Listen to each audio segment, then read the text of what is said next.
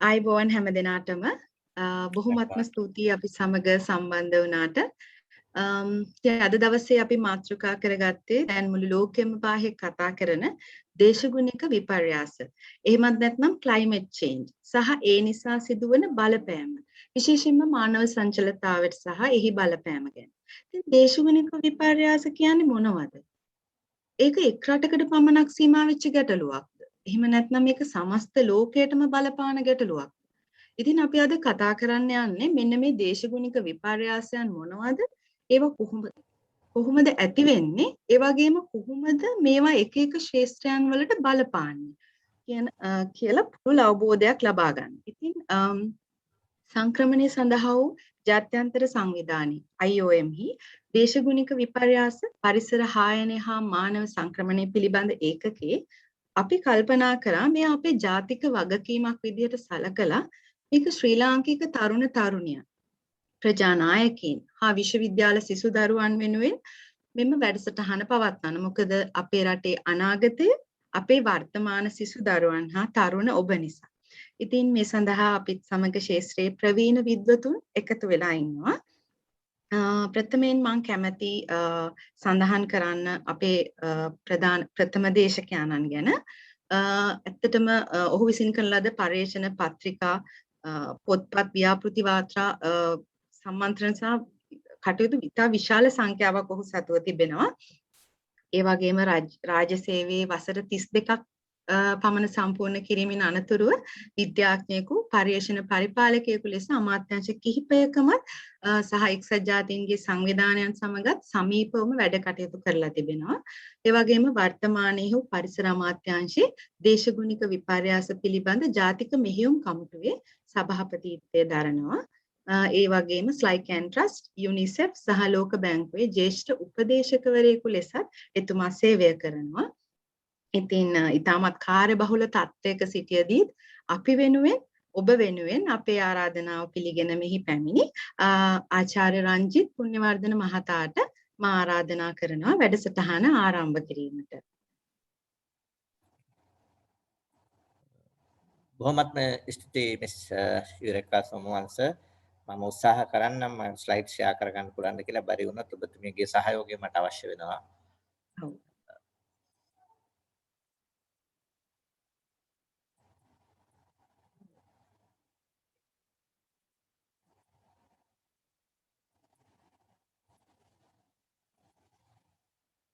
දන්නේ හරිනේ. හරි. හරි මේ පාර මම සක්සස්ෆුල් වෙනදා ප්‍රශ්න එනවා. නැවතතාවක් යුරේකා ඇතුළු IOM ටීම් එකට මම ස්තුතිවන්ත වෙනවා. මාව මේ වැදගත් වෙබිනාර් කටයුත්තට සම්බන්ධ කිරීම ගැන. නමුත් ඒ වගේම මට සමාව භජනය කරන්න වෙන අද උදේ තමයි මේ වැඩසටහන සැලසුම් කළා තිබුණේ. නමුත් මට විශේෂයෙන් අපේ අමාත්‍යාංශ ලේකම්වරයාත් කරුවමතුමාත් නවාධ්‍යක්ෂ ජනරාල්වරයාගේ වැඩ ධූරේ වැඩ බාර ගැනීම නිසා දෙපාර්තමේන්තුව සම්බන්ධව යම් ආකාරයක විසිට් එකක් එහෙම නැත්නම් අද අපේ කරා ආවා. ඒකට ඒ අවස්ථාව මගහරින්න බෑ මට. රාජ්‍ය සේවකයෙකු වුණත් මම නැවත වතාවක් රාජ්‍ය සේවයේ කාලිකව වැඩ කරනවා. වසරක කොන්ත්‍රාත් පදනම මත. නිසා මට ඒකට අනිවාර්යෙන් සහභාගී වෙන්න. ඒ ඉල්ලීම මම යුරේකාගෙන ත්‍රාංගිකාගෙන ඉල්ලීම් කළා. ඒකට ඉල්ලීම ගැන නැවත වතාවක් මම ස්තුතිවන්ත වෙනවා. එබැවින් අපි පටන් ගමු. මම පළමු කොටම සමාව ඉල්ලනවා අපේ පාර්ටිසිපන්ට්ස් ලගෙන්. ස්ලයිඩ්ස් තියෙන ඉංග්‍රීසියෙන්. නමුත් ඒක ප්‍රශ්නයක් කරගන්න එපා. මම සිංහලෙන් විස්තර කරන්නම්. එතකොට මට කියලා තිබුණේ මෙතුමියන්ලා මොකද්ද මේ ගෝලීය උණුසුම් වීම? එහෙම නැත්නම් ඒ මගින් සිදුවන දේශගුණික පර්යාසය, ඒ ගෝලීය උණුසුම් වීමට හේතු කාරණා වන සාධක මොනවද? ඒ වගේම ඒ දේශගුණික පර්යාසයෙන් නිසා කෘෂිකර්මයට, පසට සහ අපේ රටේ ජල සම්පතට වෙන හානිය එහෙම නැත්නම් පීඩාව බලපෑම සැකවින් විස්තර කරන්න. මොකද දීලා තියෙන කාල වේලාව ඉතාමත් සීමිත නිසා. මම ඉස්සෙල්ලාම මේ දේශගුණ පරාසය හෝ ගෝලීය උණුසුම ගැන කතා කරන්න ඉස්සෙල්ලා මගේ අපේ විශේෂයෙන් මේ තරුණ දරුවන්ට කියලා අහන්න කැමතියි. අපි දැනගන්න ඕනේ මොකද්ද මේ කාලගුණය සහ දේශගුණය අතර වෙනස. සමහර අය වැරදියට පාවිච්චි කරන මේ කාලගුණය සහ දේශගුණය කියන එක. කාලගුණය කියන්නේ කෙටි කාලයක් තුළ අපේ අවට වායුගෝලයේ තියෙන කාලගුණික සාධකවල නැත්නම් පරාමීතිකවල උදාහරණයක් වශයෙන් වර්ෂාපතනයේ උෂ්ණත්වය සුළඟේ දිසාව සූර්යාලෝකය වායුගෝලීය පීඩනය ආර්ද්‍රතාවය මේ ආදී කාලගුණික සාධකවල කෙටි කාලීනව සිදුවන හැසිරීම. නැත්තම් අපි ගෙදරක් ගත්තොත් ගෙදර නෝනාගේ හැසිරීම තියෙන්නේ හිටපු ගමන් එක විදිහ ආන්නේ වගේ සිදුවන වෙනස් වීම කාලගුණයේ සිදුවන වෙනස් වීම වලට කියනවා අපි කාලගුණය කියලා. වායුගෝලයේ සිදුවන එවැනි ක්ෂණික වෙනස් වීම වලට අපි කාලගුණය කියනවා. මෙලෙස පවතින කාලගුණය දිගු කාලයක් සිට පවත්නා තත්ත්වයට අපි කියනවා දේශගුණය කියලා. එහෙම නැත්නම් අපි average condition of the weather කියලා කියනවා දේශගුණයට. එහෙම නැත්නම් අපිට තවත් දෙයකින් කිව්වොත් අපි බලාපොරොත්තු වෙන කාලගුණික තත්ත්වය තමයි දේශගුණය. නමුත් අපි එදිනදා අත්විඳින වායුගෝලීය තත්ත්වය තමයි කාලගුණය කියලා කියන්නේ. ඒකට අපි මේ දේශගුණය ගැන කතා කරනකොට විශේෂයෙන් මම අච්චර කාලගුණික පරාමිතීන් සංඛ්‍යාවක් විස්තර කළා. ප්‍රධාන වශයෙන් අපි සලකන්නේ ඇත්තටම අපි අත්විඳින වායුගෝලීය උෂ්ණත්වය සහ අපි අත්විඳින එහෙම නැත්නම් අපි ලැබෙන වර්ෂාපතනය. ඒ නිසා දේශගුණ පරාසය සම්බන්ධ ඕනෑම කටයුත්තකදී ගෝලීය වශයෙන් ගත්තත් අපි කතා කරන්නේ උෂ්ණත්වයේ සිදුවන වෙනස්කම් සහ වර්ෂාපතනයේ සිදුවන වෙනස්කම්. ඒකට ප්‍රධාන හේතු දෙකක් තියෙනවා. මොකද දශක ගානක් සතවර්ෂ ගානක් එක්සේසින් 1850 විතර පස්සේ තත්ත්ව තියෙන්නේ වර්ෂාපතනයත් උෂ්ණත්වයත් මත පමණයි ලෝකයේ බොහෝ රටවල් වල. එතකොට මම මේ ගෝලීය උණුසුමට හෝ දේශගුණ පරාසයට එන්න කලින් මම පොඩි හැඳින්වීමක් කරනවා. අපි මේකට හේතු වන කාරණාව ගැන කතා කරන්න මම පසුබිම් හදා ගන්න ඕනේ. අපි දන්නා සූර්ය වර්ණාවලිය අපි ඉගෙන ගන්නකොට ඉස්කෝලේදී සෝලර් ස්පෙක්ට්‍රම් නැත්නම් සූර්ය වර්ණාවලිය ගැන අපි අහලා තියෙනවා. ඒක අපි කියලා තියෙනවා කෙටි තරංග සහිත සූර්ය විකිරණ තියෙනවා, දිගු තරංග සහිත විකිරණ තියෙනවා. ඒ වගේම අපිට පේන දෘශ්‍ය ආලෝකය තියෙනවා. අප මයික්‍රෝමීටර්ස් 400 නැත්නම් මයික්‍රෝමීටර්ස් 400 ඉඳලා මයික්‍රෝමීටර්ස් 700 දක්වා පරාසයේ එන තරංග වලට අපි කියනවා දෘශ්‍ය ආලෝකය. එහෙම නැත්නම් අපිට පේන ආලෝකය. මයික්‍රෝමීටර්ස් 400ට අඩු ඒවට අපි කියනවා අල්ට්‍රා වයලට් කියලා. එහෙම නැත්නම් පාරජම්බූල කිරණ කියලා. මයික්‍රෝමීටර්ස් 700ට වැඩි ඒවට අපි කියනවා ඉන්ෆ්‍රාරෙඩ් කියලා. එහෙම නැත්නම් අධෝරක්ත කියලා. මතක තියාගන්න මේ අල්ට්‍රා වයලට් කිරණ වල ශක්තිය ඉතාම වැඩි. IR වල එහෙම IR වල ශක්තිය ඉතාම වැඩි. මොකද ඒකේ තරංග ආයාමය වැඩි නිසා. දැන් අපි අල්ට්‍රා වයලට් වලට තමයි ඇති වෙන්නේ X-ray. අපේ ශරීරයේ කැඩුම් බිඳුමක් වුණාම අපි X-ray එකක් ගන්න මේ අල්ට්‍රා වයලට් රේන්ජ් එකට අයිති වෙන කිරණ යවලා. ඒකට මේ වැනි තත්ත්වය මේ සූර්යාගෙන් අපිට පොළොවට ලැබෙන මේ ශක්තිය කෙටි තරංග සහිත ආයාම සහිත තමයි බොහෝ විට එන්නේ. මේ ඇවිල්ලා වායුගෝලය හරහා ඇවිල්ලා පොළොව මත තියෙන භූමිය, සාගරය, ගස් කොළන් වෙනත් සියලුම දේවල් රත් වීමට ලක් වෙනවා. ඕනෑම වස්තුවක් රත් වීමකට ලක් වුණාට පස්සේ විශේෂයෙන් නිරපේක්ෂ අංශක බිඳුවට වැඩි ඕනෑම වස්තුවක් රත් වුණාම එකෙන් පිට වෙනවා තරංග. අපිට පෙවුන්නේ නැතුණාට. ඒ පිට වෙන තරංග කෙටි තරංග ආයාම සහිත නෙමෙයි මම අර ඉස්සර කළ දිගු තරංග ආයාම සහිත ඉන්ෆ්‍රාරෙඩ් රේඩියේෂන්. එහෙම නැත්නම් පාරජම්බූල කිරණ. මම මුලදීම කිව්වා පාරජම්බූල කිරණ තරංග ආයාමයේ ලොකුයි, දිගයි, පළලයි. ඒකට ඒවායේ ලැබෙන ශක්තිය අඩුයි. නිසා මේ පොළොවෙන් පිට වෙන දිගු තරංග ආයාම සහිත IR එහෙම නැත්නම් ඉන්ෆ්‍රාරෙඩ් රේඩියේෂන් වලට වායුගෝලයේ අහපව යනකොට වායුගෝලයේ තියෙන සමහර වායුන් මේ දිගු තරංග ආයාම සහිත විකිරණ අවශෝෂණය කළා නැවත හරවා වීමක් යවනවා. මේ සිදුවීම දිගින් දිගටම සිදු වෙනකොට ලෝක ගෝලය උණුසුම් වීමකට ලක් වෙනවා. එහෙමනම් අර මම කියන වායුගෝලයේ අඩංගු යම් වායුන් වල සාන්ද්‍රණය වැඩි වෙනකොට මේ පොළොව කරා අහපව හරවා යවන දිගු තරංග ආයාම සහිත විකිරණ ප්‍රමාණය වැඩි වෙනවා. ඒ නිසා පොළොව රත් වීමකට ලක් වෙනවා. මේකට අපි කියනවා ගෝලීය උණුසුම් වීම කියලා. මම උදාහරණයක් විදිහට ගන්න. ඇයි මේකට අපි කියනවා හරිතාගාර ආචරණය කියලා. ඇයි කියන්නේ මේකට හරිතාගාර ආචරණය කියලා? මේකට දැන් උදාහරණයක් වශයෙන් හරිතාගාර තියෙන්නේ කොහෙද? සීත රටවල සීත කාලයේදී භෝග වවන්න බෑ. නමුත් ඒක අවශ්‍ය භෝග වවන්න වෙනවා. මොකද මිනිස් පරිභෝජනය සඳහා වසරේ දවස් 365ම භෝග අවශ්‍යතාවය ආහාර අවශ්‍යතාවය නිසා. සීත කාලයේදී භෝග වීම සඳහා එවුන් පාවිච්චි කරනවා වහලය වීදුරු හෝ පාරදෘශ්‍ය ප්ලාස්ටික් ආවරණයක් සහිත වහලවල්. ඒකට දවල් කාලයේදී සිදුවන්නේ මොකද සීත ඍතුවේදී වින්ටර් එකේදී මේ අපිට සූර්යාගෙන් ලැබෙන දිව්තරංග ආයාම සහිත විකිරණ මේ හරිතාගාරය තුළට එනවා. ඇවිල්ලා ඒකේ පොළොව බංකු පෝට්ස් මේ සියල්ලම රත් වීමකට ලක් වෙනවා. මේ රත් වීම ලක් වුණාම මම ඉස්සෙල්ලා කිව්වා ඒකෙන් පිට වෙන්නේ දිගු තරංග ආයාම. දිගු තරංග ආයාම වලට මම ඉස්සෙල්ලා කිව්වා ශක්තිය අඩුයි. ඒකින්ද ඒකේ සියල්ලම අහපව් යන්නේ නැහැ. සමහර ඒකෙන් කොටසක් නැවත හරහා ආපහු හරහා එනවා. ඒ මේක ඇතුලේ යම් ආකාරයක රත් වීම ලක් වෙනවා. ඒක නිසා සීත ඍතුවේ වුණත් උන්ට වගා කිරීමේ හැකියාව තියෙනවා. මේක මච්චර සරලව වෙනමක් කරන්න එපා. හොඳම උදාහරණ තමයි අපි එළිය වාහනයක් නවත්තලා ෂටර් සරලා තියලා ගියොත් ඇතුලේ උෂ්ණත්ව සෙන්ටිග්‍රේඩ් 5ක් 6ක් වැඩි. මේ මෙතන වෙන්නේ මේ කියන හරිතාගාර ආචරණයම තමයි. ඒකට මේ ආකාරයට මම අර ඉස්සෙල්ලා කිව්ව පෘථිවි ආශ්‍රිත වායුගෝලයේ මේ ක්‍රියාවලිය දිගින් දිගටම සිදු වෙනකොට පොළොවේ උෂ්ණත්වය වැඩි වෙනවා. ඒ උරා ගන්නා වායුන් පොළොවෙන් පිට වෙන දිගු තරංගායම් සහිත විකිරණ උරා ගන්නා වායුන් වලට අපි කියනවා හරිතාගාර වායුන් කියලා. මොකද එම වායුන් අර මම මේ ස්ලයිඩ් එකේ සඳහන් කරලා තියෙන හරිතාගාරයක් තුල සිදුවන ක්‍රියාවලිය හා සමාන නිසා අපි මේකට කියනවා හරිතාගාර වායුන් කියලා. මේ වායුන් මොනවද? මොනවාවෙන් අපිට කාණ්ඩ දෙකකට කඩන්න පුළුවන්. ස්වභාවිකව පවතින නැචරල් ලොකරින් ඒවා සහ මිනිසාගේ සුභ සිද්ධිය එහෙම නැත්නම් සුභ සිද්ධියට වඩා සුඛ විහරණය උදෙසා ඇති කරන ලද වායුන්.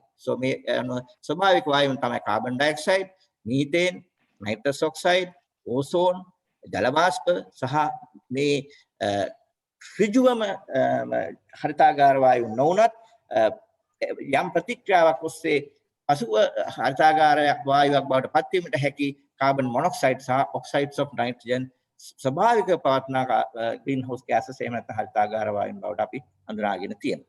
ඒ වගේම මිනිසාගේ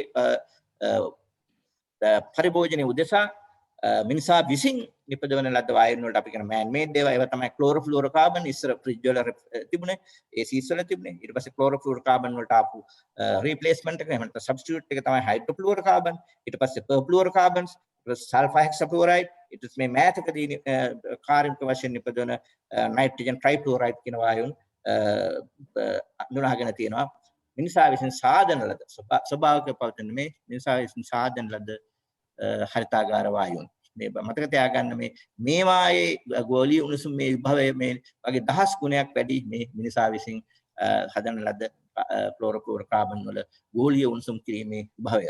දැන් උදාහරණයක් වශයෙන් කාබන් ඩයොක්සයිඩ් වල එකක් වෙනකොට ගෝලීය උණුසුම මේ විභවය මීතේන් වල වෙන්නේ 23ක්.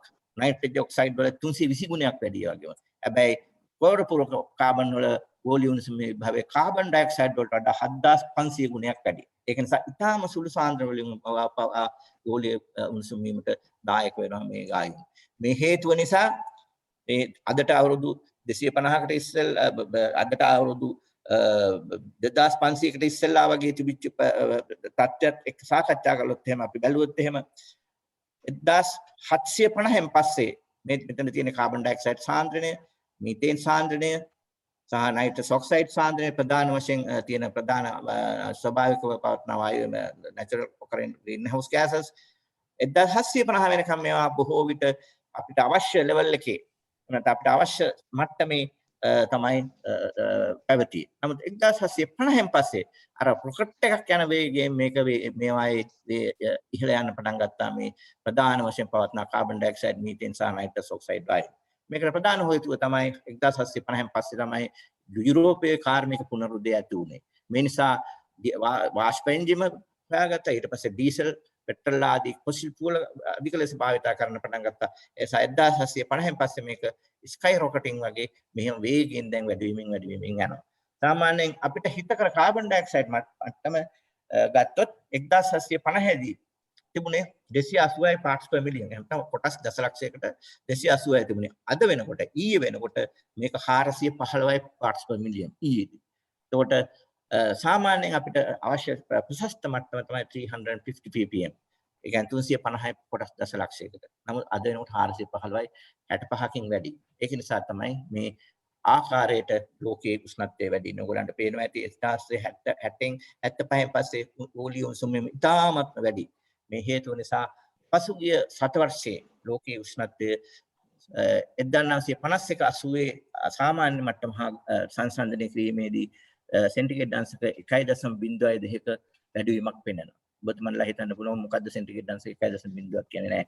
1.02ක් කියන්නේ ඒකේ තියෙන ගැබ් වෙලා තියෙන ශක්තිය ගත්තොත් ඉතා විශාල ශක්ති ප්‍රමාණයක් විශේෂයෙන් ඒ ඉතා විශාල ශක්ති ප්‍රමාණය නිසාම තමයි ඕලිය උණුසුම වීම නිසා කාල ගුණේ දේශ ගුණේ යම් ආකාරයක විචල්්‍යතාවයකට එහෙම නැත්නම් වෙනස් වීමකට බාධා වෙන්නේ අර වැඩි වන උෂ්ණත්වය නිසා. දැන් අපි අර පරිස්සමරු කියලා අහලා ඇති ඔයගොල්ලෝ ඒකදී බලාපොරොත්තු වෙන්නේ මේ සතවර්ෂ අවසාන වෙනකොට මේ උෂ්ණත්වයේ වැඩි වීම අඩුතරමේ 1961 90 තිබිච්ච මට්ටමට වඩා අඩුතරමේ 1.5කට වත් වැඩියෙන් නොයාමට වගකඩකට කටයුතු කරන්න. මොකද ඊට වඩා වැඩි වුණොත් එම මේ දැනට සිදුවන ගෝලීය වෙනසීම් නිසා සිදුවන දේශීය විපර්යාසයට වඩා දැඩි විපර්යාසයක් සිදු වෙන්න පුළුවන්. මම ඉස්සරහට විස්තර කරනවා. ඒකට ඔයගොල්ලන්ට මේක පැහැදිලිව පේන ඇති විශේෂයෙන් 1975න් පස්සේ සවේගයෙන් වැඩි වෙමින් යනවා. සාමාන්‍යයෙන් වසරකට වායුගෝලයේ සාන්ද්‍රණය කාබන් ඩයොක්සයිඩ් සාන්ද්‍රණය ppm දෙකකින් වගේ වැඩි වෙනවා. ඒකට තව අවුරුදු 20ක් යනකොට කියන්නේ තව 40කින් වැඩි වෙනවා. ඒකට ඒ වැඩි වෙනත් එක ඊට සමගාමීව උෂ්ණත්වය වැඩි වෙනවා. නිසා අපි ඒකින්ද තමයි පැරිස් ඇග්‍රීමන්ට් එක නේද පැරිස් ගිවිසුම මගින් ලෝකේ රටවල් එකඟ වෙලා තියෙන්නේ පුළුවන් තරම් හරිතාගාර වායුන් අවම කරන්න. ඒකින්ද තමයි සස්ටේනබල් ඩෙවලොප්මන්ට් ගෝල්ස් වල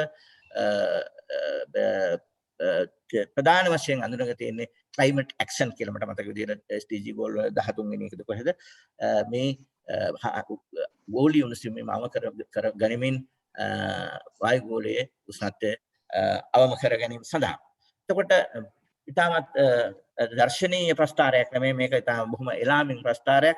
ඕගොල්ලන්ට පේනවා ඇති පසුගිය කාලවල වල තිබ්චි ඉතාමත් උණුසුම වර්ෂාපතන උණුසුම වායුගෝලීය තත්ත්වයන්. එතකොට මේ වායුගෝලීය තත්ත්වයන් ඕගොල්ලන්ට පේනවා ඇති පැහැදිලිවම 2016 තමයි මෙතෙක් ලෝකේ වැඩිම උෂ්ණත්වය වාර්තා වූ වර්ෂය 2016. ඊට පස්සේ 2019 තමයි ඊළඟ එක.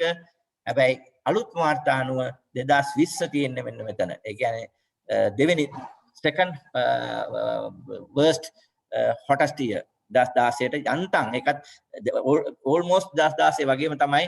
නමුත් 2016 දෙසැම්බර් මාසයේ යම් ආකාරයක සීතල වීමකට ලක් වුණා ලානිනා තත්ත්වය පැසිෆික් සාගරයේ ඇති නිසා ඒ නිසා ඒක 2016 අභිබවා ගියේ නෑ. නැත්තම් 2016 අභිබවා ගිහින් එතනත් වාර්තාවක් පිළිහිටෙන්න ඉඩ කඩ තිබුණා. නම් මෙතන බලන්න 2019 2020 2015 2016 2017 2018 කියන්නේ මේ 2010න් පස්සේ ටිබිටි හැම වර්ෂයක්ම විශේෂයෙන් 2012 නැතුව අනිත් හැම වර්ෂයක්ම අර ජමයිකාවේ හුසේන් බෝල්ට් එයාගේ වාර්තාව එයාම කඩනවා වගේ හැම වර්ෂයක් එකිනෙකා පරයමින් උෂ්ණත්වය වැඩි වෙමින් යනවා 2010න් පස්සේ. මේක ඉතාමත් හොඳ තත්ත්වයක් නෙමෙයි. ඉතාමත් මේ ගැටලුකාරී සහිත තත්ත්වයක්. නිසා මේ නිසා තමයි අර පැරිස් ඇග්‍රීමන්ට් එකෙන් අපි ඇග්‍රී වෙලා තියෙන්නේ ඉදිරි සතවර්ෂය අවසාන වෙනකොට අඩුම තරමේ 1960 දශක 3 තිබිච්ච අගයට වඩා 1.5කටවත් වැඩියෙන් ඔබට නොයන්න කටයුතු කරන්න. මේ ඒ අනුව මේක ලෝකේ එක රටකට විතරක් නෙමෙයි මේ ගෝලීය උණුසුම කියන එක නිසා මොකද වායුගෝලයේ බවුන්ඩරිස් නැහැ අර රටට මේ රටට කියලා. ඒ නිසා මේ අය සිද්ධ වෙන බලපෑම හැම තැනටම සිද්ධ වෙනවා. ලංකාවත් ඒ හැම රටන් අතරම එකක්. නිසා ලංකාවටත් මේ ප්‍රශ්නයම බලපානවා. ඒ නිසා මේ ලංකාවේ දේශීය විපර්යාසයේ තියෙන ලක්ෂණ පහදලා අපි බැලුවොත් ප්‍රධාන වශයෙන් තියෙන්නේ හෙමින් සෙමින් සිදුවන පරිසර උෂ්ණත්වයේ වැඩිවීමත් ඒ වගේම මේ වැඩිවීම බොහෝ විට සිදුවන්නේ රාත්‍රී කාලයේ. ඊළඟට වර්ෂාපතනයේ විචල්්‍යතාවයේ වැඩිවීම. විචල්්‍යතාවය කියන්නේ අපි බලාපොරොත්තු වෙන ප්‍රමාණය නෙමෙයි ලැබෙන්නේ. බලාපොරොත්තු වෙන ප්‍රමාණය අවස්ථාවේ නෙමෙයි ලැබෙන්නේ. මෙන්න මේ ආදී ලක්ෂණ වර්ෂාපතනය හා සම්බන්ධව ලංකාවේදී දක්නට ලැබෙනවා. ඊළඟ එක තමයි විශේෂයෙන් ඒ කියන්නේ නිතර නිතර නියන් තත්ත්ව නිතර නිතර ගම් අතුරු තත්ත්ව ඇති වෙනවා. ඒ කියන්නේ නිසි කාලයට නිසි ප්‍රමාණයෙන් ලැබෙන්නේ ඕන නැති කාලයට ඕනිමට අපිට ලැබෙනවා. ඒ කියන්නේ ඩ්‍රවුට් සහ ෆ්ලඩ්ස් නැත්නම් නියන් තත්ත්ව සහ ගම් අතුරු තත්ත්ව නිතර නිතර ඇති වෙනවා. ඒ වගේම පැහැදිලිව අපි දැකලා තියෙනවා 2005න් පස්සේ අර heavy rainfall events අපි නැත්තම් සිංහලෙන් අපි ග්‍රාමීය භාෂාවෙන් කතා කරනකොට මොර සූරන වැසි නාකප වැසි කියන්නේ ආන්න වැනි වැසි ඇතිවීමේ හැකියාව ප්‍රවණතාවය ඉතා වැඩි වශයෙන් දක්නට ලැබෙනවා විශේෂයෙන් මෑත භාගයේදී විශේෂයෙන් මම කරපු පරීක්ෂණවල අට අනුව 2005න් පස්සේ. වගේම ගෝලීය උණුසුමත් එක්ක දේශගුණීය විමර්ශනයත් එක්ක අපි බලාපොරොත්තු වෙන ඊළඟ දෙයක් තමයි මුහුදු ජල මට්ටම ඉහළ යාම. නමුත් මේ වන විට අපිට ලංකාවේ තියෙන දත් අනුව පැහැදිලි මුහුදු ජල මට්ටම ඉහළ යාමක් දක්නට නැහැ. නමුත් ඉදිරියේදී නොවේ යයි කියලා අපිට කියන්න බෑ. මොකද එය සිදුවිය හැකි. දැනට significant විදිහට sea rise එකක් නැති වුණත් යම් ආකාරයක එවැනි වෙනස් වීම් දකින්නට ලැබෙනවා. ඒ නිසා ඉදිරියේදී එහි බලපෑම තව මීට වඩා පැහැදිලි ලෙස වීමට හැකියාව තියෙනවා. දැනට අපිට ඒ සඳහා පැහැදිලි සාක්ෂි නැති වුණා. කොට මම මේක පෙන්වුවොත් මේ තියෙන ලංකාවේ උෂ්ණත්වය විශේෂයෙන් පසුගිය දශකවල නුවරඑළිය ප්‍රදේශයේ ලංකාවේ අඩුම උෂ්ණත්වය තියෙන ප්‍රදේශයේ රාත්‍රී උෂ්ණත්වය වලට පැහැදිලිව පේනවා ඇති මේ උෂ්ණත්වය පැහැදිලිව 1960ට වගේ බලනකොට දැන් සෑහෙන ප්‍රමාණයක් වැඩි. වසරකට සෙන්ටිග්‍රේඩ් 0.3ක වේගයකින් ලංකාවේ නුවරඑළිය උෂ්ණත්වයේ වේගයෙන් වැඩි වෙනවා. ඊළඟට මේකට පේනවා ඇති කොළඹ රාත්‍රී කාලයේ උෂ්ණත්වය මේ 0.2ක වේගයෙන් උෂ්ණත්වය වැඩි වෙමින් යනවා රාත්‍රී කාලයේ. ඊට පස්සේ අනුරාධපුරේ ඒත් ඒ විදිහටම 0.2ක වේගයකින් හැම වසරකම මේ වායුගෝලීය උෂ්ණත්වය වැඩි වෙනවා. ඒතකොට මේ ලංකාවේ කරපු අපි කරපු පරීක්ෂණෙන් පැහැදිලිව දැකලා තියෙනවා රාත්‍රී අවම උෂ්ණත්වය තමයි වැඩියෙන්ම වැඩිවීමකට ලක් වෙලා තියෙන්නේ. පැහැදිලි වැඩිවීමකට ලක් වෙලා තියෙන්නේ. මේක මුළු ලෝකෙම තත්ත්වය මේකයි. රාත්‍රී කාලයේ උෂ්ණත්වය වැඩි වීම තමයි බොහෝ විට පැහැදිලිව පෙන්වන්නේ සිග්නිෆිකන්ට් විදිහට. ඊළඟට දැන් දවල් කාලයේ උෂ්ණත්වය ගත්තොත් එහෙම නැත්නම් ඩේ ටයිම් ටෙම්පරේචර් ගත්තොත් ඒකේ බොහෝ තැන්වල අපිට එහෙම ට්‍රෙන්ඩ් එකක් දකින්න නැහැ. නමුත් ටිකක් වැඩිවීමක් තියෙනවා. නමුත් අපිට ඒක ස්ටැටිස්ටිකලි සිග්නිෆිකන්ට් කියලා පෙන්වන්න බෑ. දැන් ඊට වඩා අපිට පැහැදිලි පරාමිතිකයන් තියෙනවා විශේෂයෙන් number of warm nights එහෙම නැත්නම් සාමාන්‍ය මට්ටමට වඩා රාත්‍රී උෂ්ණත්වය වැඩි දින ගණන් ලංකාවේ බොහෝ ප්‍රදේශවල දක්නට ලැබෙනවා. මේ ඔයගොල්ලන්ට මේකෙන් පෙන්වන ඇති ට්‍රෙන්ඩ් එක මේක පොසිටිව්. ඒ කියන්නේ ඒකෙන් කියන්නේ වැඩිවීමක්. මෙතන මේ probability value එක මේ තියෙන මේ බිඳුවට වැඩිය සාමාන්‍යයෙන් අපි කියන්නේ සිග්නිෆිකන්ට් කියලා 0.5ට වඩා අඩු නම් දැන් මේ සියල්ලම 0.5ට වඩා අඩුයි. ඒ කියන්නේ සිග්නිෆිකන්ට් විදිහට ලංකාවේ රාත්‍රී උෂ්ණාධික රාත්‍රියන් වැඩි වෙලා තියෙනවා. මේක නිසා තමයි වෙනදාට වඩා රාත්‍රිය දැන් අපිට uncomfortable අපහසුතාවයක් වෙනදාට වඩා දක්නට ලැබෙනවා. ඊළඟට number of cool nights සීත ගතිය තියෙන රාත්‍රී දින ගණන් මේක උනා පේන ඇති අඩු වෙලා. ඒක නිසා තමයි මේ ට්‍රෙන්ඩ් එක ක්‍රින තියෙන්නේ. ඒ වගේ බොහෝ තැන්වල සිග්නිෆිකන්ට් 0.5ට වඩා කිහිප පොළක ඇරෙන්න සමහර ඒ තැන්වලට උදාහරණයක් විදිහට මේ කුරුණෑගල මේක හේතු වෙන්න පුළුවන්. කුරුණෑගල ආශ්‍රිත තියෙන මහා අතුගල්පුර පර්වතයේ එක්සා රාත්‍රී කාලයේ උෂ්ණත්වය එතන හිතන තරම් පහළට යන්නේ නැහැ. ඒක වෙන්න පුළුවන් මේක හේතුව. නමුත් සමස්තයක් ලෙස ලංකාවේ රාත්‍රී උෂ්ණත්වය දිගින් දිගටම සිග්නිෆිකන්ට් විදිහට එහෙම නැත්නම් පැහැදිලි ලෙස වැඩි වෙමින් යනවා. එතකොට ඊළඟ එක තමයි වර්ෂාපතනය. වර්ෂාපතනය ගත්තොත් සමහර අය හිතන ලංකාවේ දේශීය පරාසය මත වර්ෂාපතනය අඩු වෙනවා කියලා. නමුත් අපේ රටේ දේශීය මයින ස්ථාන කාල වර්ෂාපතන ස්ථාන 400කට වැඩි ප්‍රමාණයක් තියෙනවා. මේ 10ක විතර ප්‍රමාණයක පෙන්වනවා වාර්ෂික වර්ෂාපතනය අඩුවීමක්. 15ක වගේ පෙන්වන වාර්ෂික වර්ෂාපතනය වැඩිවීමක්. නමුත් 75ක් පෙන්වන්නේ වර්ෂාපතනය අඩු වෙන්නේත් නැහැ වැඩි වෙන්නේත් නැහැ. එතකොට ඔබතුමන්ලා හිතන දේ නම් කිසි ප්‍රශ්නයක් නැහැ කියලා. නෑ ප්‍රශ්නයක් තියෙනවා. වාර්ෂික වර්ෂාපතනය හෝ කාලීන වර්ෂාපතනය අපේ වර්ෂාපතන කාල සීමා 4ක් තියෙනවා. පළමු අන්තර් මෝසම, නිර්දිග මෝසම, දෙවන අන්තර් මෝසම සහ ඊශාන්‍ය මෝසම. ඒ එක් වර්ෂාපතන ඍතු වල උවත් ඒ නියමිත කාල පරිච්ඡේදයේදී ලැබෙන මොන වර්ෂාපතනය ලැබෙනවා. නමුත් ඒ ලැබෙන්නේ ඕනි වෙලාවට නෙමෙයි. එහෙම නැත්නම් ඕන වෙලාවට ලැබෙන්නේ නැහැ. ඕන නැති වෙලාවට අනවශ්‍ය පානයක් ලැබෙනවා. ඒක නිසා එහෙම නැත්නම් අපි එකට කියනවා සිංහලෙන් කියනවා අපේ ගොවි මහතුරු කියන කල වෙලා අකල වෙලා කියලා. ඒතර මේ තියෙන කුරුණෑගල ප්‍රදේශයේ වර්ෂාපත තත්ත්වය ඔයගොල්ලන්ට පේනවා ඇති ඒකේ අර උෂ්ණත්වයේ වගේ පැහැදිලි වැඩි වෙන ට්‍රෙන්ඩ් එකක් දකින්න නැහැ. ඊළඟට බලන්න ගිනිගත් ශ්‍රී ලංකාවේ වර්ෂාව වැඩිම ලැබෙන ප්‍රදේශයක්. ඒකෙත් බලන්න ඒකෙත් වර්ෂාපතනේ වැඩිවීමක් හෝ අඩුවීමක් දක්නට නැහැ. විචල්්‍යතාවයේ වැඩිවීම තමයි පැහැදිලිව පෙන්වන්නේ.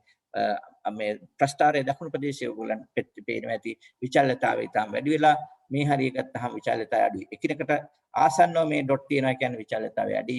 එකිනෙකට ඈතින් ගොඩක් ඈත් වෙනවා කියන්නේ විචල්්‍යතාවය වැඩි. ඒකට මෙතෙන් පැහැදිලිව ඔයගොල්ලන්ට පේනවා ලංකාවේ වැඩිම වර්ෂ ලැබෙන ප්‍රදේශයේ වර්ෂාපතනයේ විචල්්‍යතාවය මෑත භාගයේදී දෙසැම්බර් 90 විතර පස්සේ ඉතාම වැඩි. නැත්නම් නිතර අධික ගංගාතුර තත්ත්වයන් ඇති වෙනවා. නිතර අධික නියන් තත්ත්වයන් ඇති වෙනවා.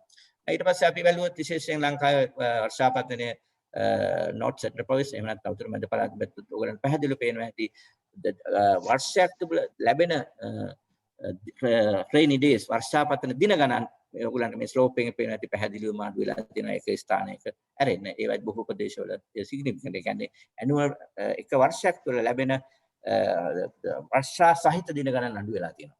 එහෙමනම් ඔයගොල්ලෝ බලාපොරොත්තු වෙන්න ඕනේ වර්ෂාපතනේ මම ඉස්සෙල්ලා කිව්වා ඒක නෙමෙයි වෙන්න ඕනේ. එහෙනම් පේන්න ඕනේ වාර්ෂික වර්ෂාපතනේ අඩුවීමක්. අර උෂ්ණත්වය වැඩි වෙනවා වගේ දැක්කව එක රේන්ෆෝල් එකේ පෙන්වන්න ඕනේ අඩුවීමක්. මම ඒ වුණාට මම කිව්වා ලංකාවේ බොහෝ ප්‍රදේශවල එහෙම පෙන්වන්නේ නැහැ කියලා. ඒ පෙන්වන්නේ නැති වෙන හේතුව තමයි heavy rainfall events නැත්නම් අධික වර්ෂාපතනයක් සහිත දින ගණන් වැඩි වෙලා තියෙනවා. එහෙම නැත්නම් මම ඉස්සර කිව්ව සිංහලෙන් අපි කියන ග්‍රාමීයව කියන මොරසූරන වෙහි නාකපන වෙහි වගේ වෙහි සහිත දින ගණන් වැඩි වෙලා තියෙනවා. ඒක වර්ෂාපතන දින ගණන් අර එක පැත්තකින් අඩු වෙනකොට heavy rainfall events වැඩි වෙනකොට ඒ දෙක trade off වෙලා වර්ෂයේ අවසානයේදී වාර්ෂික වර්ෂාපතනය සාමාන්‍ය මට්ටම අවට විචලනය වෙනවා. දැන් මේ තියෙන මධ්‍යම කඳුකරේ ඔයගලන්ට පේනවා 2005න් පස්සේ වර්ෂාපතන කාල සීමා 4ම වැඩි වෙනවා. මහනුවර, මාතලේ, නුවරඑළිය, බදුල්ල මේ හැම එකෙදිම විශේෂයෙන් වෙස්ට් ඉන්ටර් මන්සූන් සහ සවුත් වෙස්ට් මන්සූන් වල මේ වර්ෂාපතනය heavy rainfall events ප්‍රමාණය වැඩි වෙලා තියෙනවා. ඒතකොට ඒ වගේම තමයි ඩ්‍රයි zone එකෙත් අපි එකක් දැක්කා. නමුත් හැමතැනම වෙන්නේ අර number of rainy days අඩු වෙනවා. heavy rainfall events වැඩි වෙනවා. ඒ නිසා annual rainfall එක හරිය ඍතුමය rainfall seasonal rainfall එක වෙනස් වෙන්නේ නැහැ. නමුත් එහින් වෙන බලපෑම වැඩි. මොකද අර timing එක අප්සෙට් ගිහිලා තියෙන නිසා. එතකොට අපි බලමු මේකෙන් කෘෂිකාර්මික ශාස්ත්‍රයට සිදුවෙන බලපෑම. මම කිව්වා වර්ෂාපතනයේ විචල්්‍යතාවය වැඩි. heavy rainfall events වැඩි. ඒක නිසා නිතර නියන් තත්ත්වය ඇති වෙනවා මෙවැනි තත්ත්වයන්. ඒ වගේම නිතර ගංගා අතුරු තත්ත්වයන් ඇති වෙනවා. ඒ වගේම විශේෂයෙන් කඳුකරේ මධ්‍යම කඳුකරේ විශේෂයෙන් අධික වර්ෂාපතන තත්ත්වයන් ඇති වෙනකොට නායෑම් ලෑන්ඩ්ස්ලයිඩ් ඇතිවීමේ භාවය වැඩි වෙලා තියෙනවා. ඊට පස්සේ උෂ්ණත්වය වැඩි වෙනකොට තව එකක් තමයි විශේෂයෙන් ඉස්සර අපි කන්ට්‍රෝල් කරලා තිබිච්ච සමහර කෘමි වර්ග කෘමි හානීන් නැවත ඇති වෙන්න පටන් ගන්න තියෙනවා. ඒ වගේම අලුත් කෘමීන් ආශ්‍රිත හානි වැඩි වෙමින් පවතිනවා. උදාහරණයක් විදිහට ඔයගොල්ලෝ කවදාකවත් අහලා තුන්නේ නැහැ පෝල්ලාමියම් කියලා සතෙක් බඩිරුංග ගාවට හානි කරනවා කියලා. ඒත් දැන් නමුත් දැන් වසර 3ක ඉඳලා මේ පෝල්ලාමියම් කියන සතා බඩිරුංග වගාවට දැඩි බලපෑමක් ඇති කළා. ඉස්සර මේ අපි පෝල්ලාමියම් කෙනෙක් ගැන අහලවත් තිබුණේ නැහැ. ඉස්සර මේ BPH brown plant work දුම්බරු පැල කීඩා පිලිස්සීම. මේක අපි 80 දශකයේ දැඩි ප්‍රශ්නයක් කියලා දුන්නා විභාගාවට. නමුත් ඒක අපි කුෂිකාර්මික දෙපාර්තමේන්තයේ එන අභිජාතන ක්‍රියාවලිය මගින් මේකට අපි resistance varieties එහෙම නැත්නම් අපි ඒකට ප්‍රතිරෝධී varieties අපි හැදුවා. නමුත් දැන් ආයිත් මෙයා හැමතැනම එන්න පටන් ගන්න තියෙනවා. විශේෂයෙන් පහුගිය දවස්වල කුරුණෑගල දිස්ත්‍රික්කේ පවා එන්න ආවා. විශේෂයෙන් උෂ්ණත්වය වැඩි වෙන අවුරුදු වල. ඊට පස්සේ සමහර රෝග මේ තියෙන කොළපාළුව කියන රෝග වගාවේ මේවා කන්ට්‍රෝල් කරගන්න අපි හදලා තියෙන ප්‍රතිරෝධී ප්‍රභේද. නමුත් දැන් මේ ප්‍රතිරෝධී ප්‍රභේද ඒ අවශ්‍ය ආකාරයට හැසිරෙන්නේ නැහැ මේ ගෝලීය උණුසුම සමග සිදුවන වර්ෂාපත දේශගුණ පරාසය නිසා. ඊළඟට අපි කවුරුත් දන්න උෂ්ණත්වය වැඩි වෙනකොට වාතයේ සංවහන ක්‍රියාවලිය වැඩි වෙනවා. ඒකට සංවහන ක්‍රියාවලිය කියන්නේ රක්තන වාතයේ ඉහළට යනවා දවල් කාලයේදී. ඒතර මේ සංවහන ක්‍රියාවලිය වැඩි වෙනකොට අර අකුණු සහිත වලාකුළු ඒවට කියන කැටි වලාකුළු කියලා ඒ අකුණු සහිත වලාකුළු මෙන්න මේ වගේ අර කිනිහිර වගේ ෂේප් එකක් තියෙන cumulonimbus clouds කියලා අපි කාලගුණ විද්‍යාවේ කියන්නේ මෙවැනි බලාකුළු ඇති වෙනවා මේවෙන් තමයි අර ටොනාඩෝස් කියලා ඔයගොල්ලෝ අහලා තියෙන වැසි ඇති වෙන්නේ මේ විස්තර කරන්න කාල වේලාව මදි එතකොට මේ වැසි තාම කෙටි කාලයක් තුර දැඩි වර්ෂාපතනයක් දෙනවා එහෙම නැත්නම් මොර සූර්ණ වැසි නාටක වැසි එතකොට ඒවෙන් වේගයෙන් සිදුවන මේ ක්‍රියාවලිය නිසා පාංශු කාදනය ඉතාමත් වැඩි වෙනවා පාංශු කාදනය වැඩි වුණාම එහි බලපෑම එහෙම පසහාන වීමට වඩා පසේ තියෙන පෝෂක සියල්ල ඉවත් වෙලා ගිහිල්ලා පහළ ජලාශවල තම්පත් වෙනවා ඒකට අපි කියනවා නයිට්‍රජන් සහ ෆොස්ෆරස් තම්පත් වුණාම සුපෝෂණය කියලා ඔයගොල්ලෝ ඉංග්‍රීසියෙන් අහලා ඇති යුට්‍රොෆිකේෂන් කියලා ඊට අමතරව සිදුවන ඍජු බලපෑම තමයි මේ පස්වෝදන ගිහිල්ලා පහළ තියෙන වැව් සහ අනිකුත් ජලාශ සහ ස්ට්‍රීම්ස් එහෙම නැත්නම් පහරවල් වල තැම්පත් වෙන. එතකොට මොකද වෙන්නේ? මේවායේ කැපැසිටි එක එහෙම නැත්නම් ධාරිතාවය අඩු වෙන ඔයගොල්ලෝ දැකලා ඇති සමහර වැව් නියං කාලයේදී මොනතරම් දකින්න ඇති මොනතරම් මේ ස්ට්‍රොම් මඩ වලින් පිරලා තියෙනවද කියලා ඔයගොල්ලන්ට හිඳිලා තියෙනකොට පැහැදිලිව පේනවා ඇති. ඊළඟට එවැනි ධාරානිපාත වර්ෂාවන් ආවහම අපි අනපේක්ෂිත ලෙස ලැබෙන මේ ධාරානිපාත වර්ෂාවන් නිසා සමහර වෙලාවට අපේ මේ ඩෑම් බ්‍රීචින් එහෙම නැත්නම් වේලි කඩාගෙන යෑම වලට ලක් වෙනවා මේ තියෙන්නේ හබරන් ප්‍රදේශයේ තියෙන හිරුවඩුන් වව 2016 දෙසැම්බර් මාසයේ ලැබුණු අධික වර්ෂාව නිසා කඩාගෙන ගිය ආකාරය ඊට පස්සේ මෙවැනි වර්ෂාවන් නිසා අපේ ඉරිගේෂන් ඉන්ෆ්‍රාස්ට්‍රක්චර් විශේෂයෙන් කැනල් නෙට්වර්ක්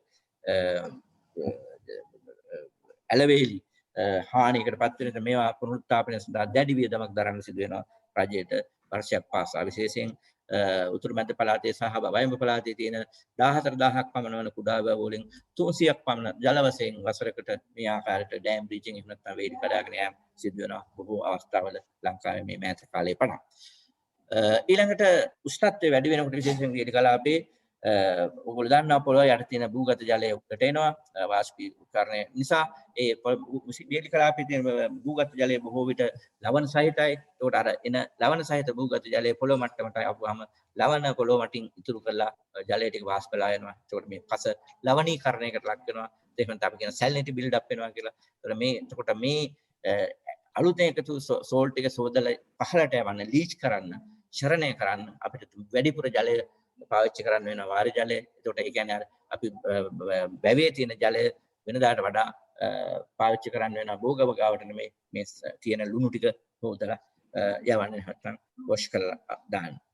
ඊළඟට තමයි දන්නම ඉස්සලක විදිහට ශ්‍රී ලංකාවේ 14000ක් විතර තියෙන වැව් කුඩා වැව් වේලි කලාපේ නුවර කලාපිය ඒ වගේම හතරපොලේ කුරුණෑගල දිස්ත්‍රික්කයේ මේ වැව් බොහෝ විට පෙන්වන්නේ ටැංක් ජියෝමෙට්‍රි අනුව අර ලොකු විශාල වැව් වල වගේ නෙමෙයි ලොකු විශාල වැව් අපේ තියෙන්නේ 74ක් විතර මහලු ජලාශ තව 8ක් තියෙනවා මෙවැනි වැව් තමයි වැඩි ප්‍රති තියෙන්නේ මෙවැනි වැව් වල ගැඹුර අඩුයි විසිරීම වැඩි පැතිරීම වැඩි ඒකට ඒ කියන්නේ පැතිරීම වැඩි වුණ ගමන් අර උෂ්ණත්වය වැඩි වෙනකොට වාෂ්පීකරණය වැඩි වෙනවා අපි ගෙදරදී ඕගොල්ලෝ දන්නා අපි අතින් බැරි වෙලාවට වතුර ටිකක් පොළොවට වැටුනොත් එහෙම ඉක්මනට මේක වේලලා අරින්න අපි කරන්නේ කොස්සක් මුස්සක් අරගෙන මේක හැමතැනම මේක ස්ප්‍රෙඩ් කරලා දානවා. එතකොට ඉක්මනින් වෙදිලා යනවා. අපි එක තැනක ජලය තියෙන නරුව තේරික වෙදිලා යන්නේ තාම වෙලාවක් යනවා. ඒ හා සමාන ක්‍රියාවලියක් තමයි මේ සිද්ධ වෙන්නේ ලංකාවේ මේ වේලි කලාපයේ තියෙන මෙම කුඩා වැව් ඉතා අධික වේගයෙන් වියලීමකට ලක් වෙනවා උෂ්ණත්වය වැඩි වීම නිසා. මේක තවත් ප්‍රශ්නයක් වෙනවා අර මම ඉස්සෙල්ලා කිව්වා මොරසූර්ණයෙන් නාකපන මේ වගේ වැසි වැඩි වුණාම පාංශු කාදනය වැඩි වෙලා ඒවෙන් ඇවිල්ලා සෙඩිමන්ටේෂන් එහෙම නැත්නම් සිල්ටේෂන් වෙනවා. ඒතර මේ සිල්ටේෂන් වෙච්ච ගමන් මේ ටැංක් එකේ ගැඹුර තවත් අඩු වෙනවා. තවත් අඩු වෙනකොට මෙතනින් ස්ප්‍රෙඩ් එක තවත් වැඩි වෙනවා. ඒ ස්ප්‍රෙඩ් එක වැඩි වෙනවා කියන්නේ එන්න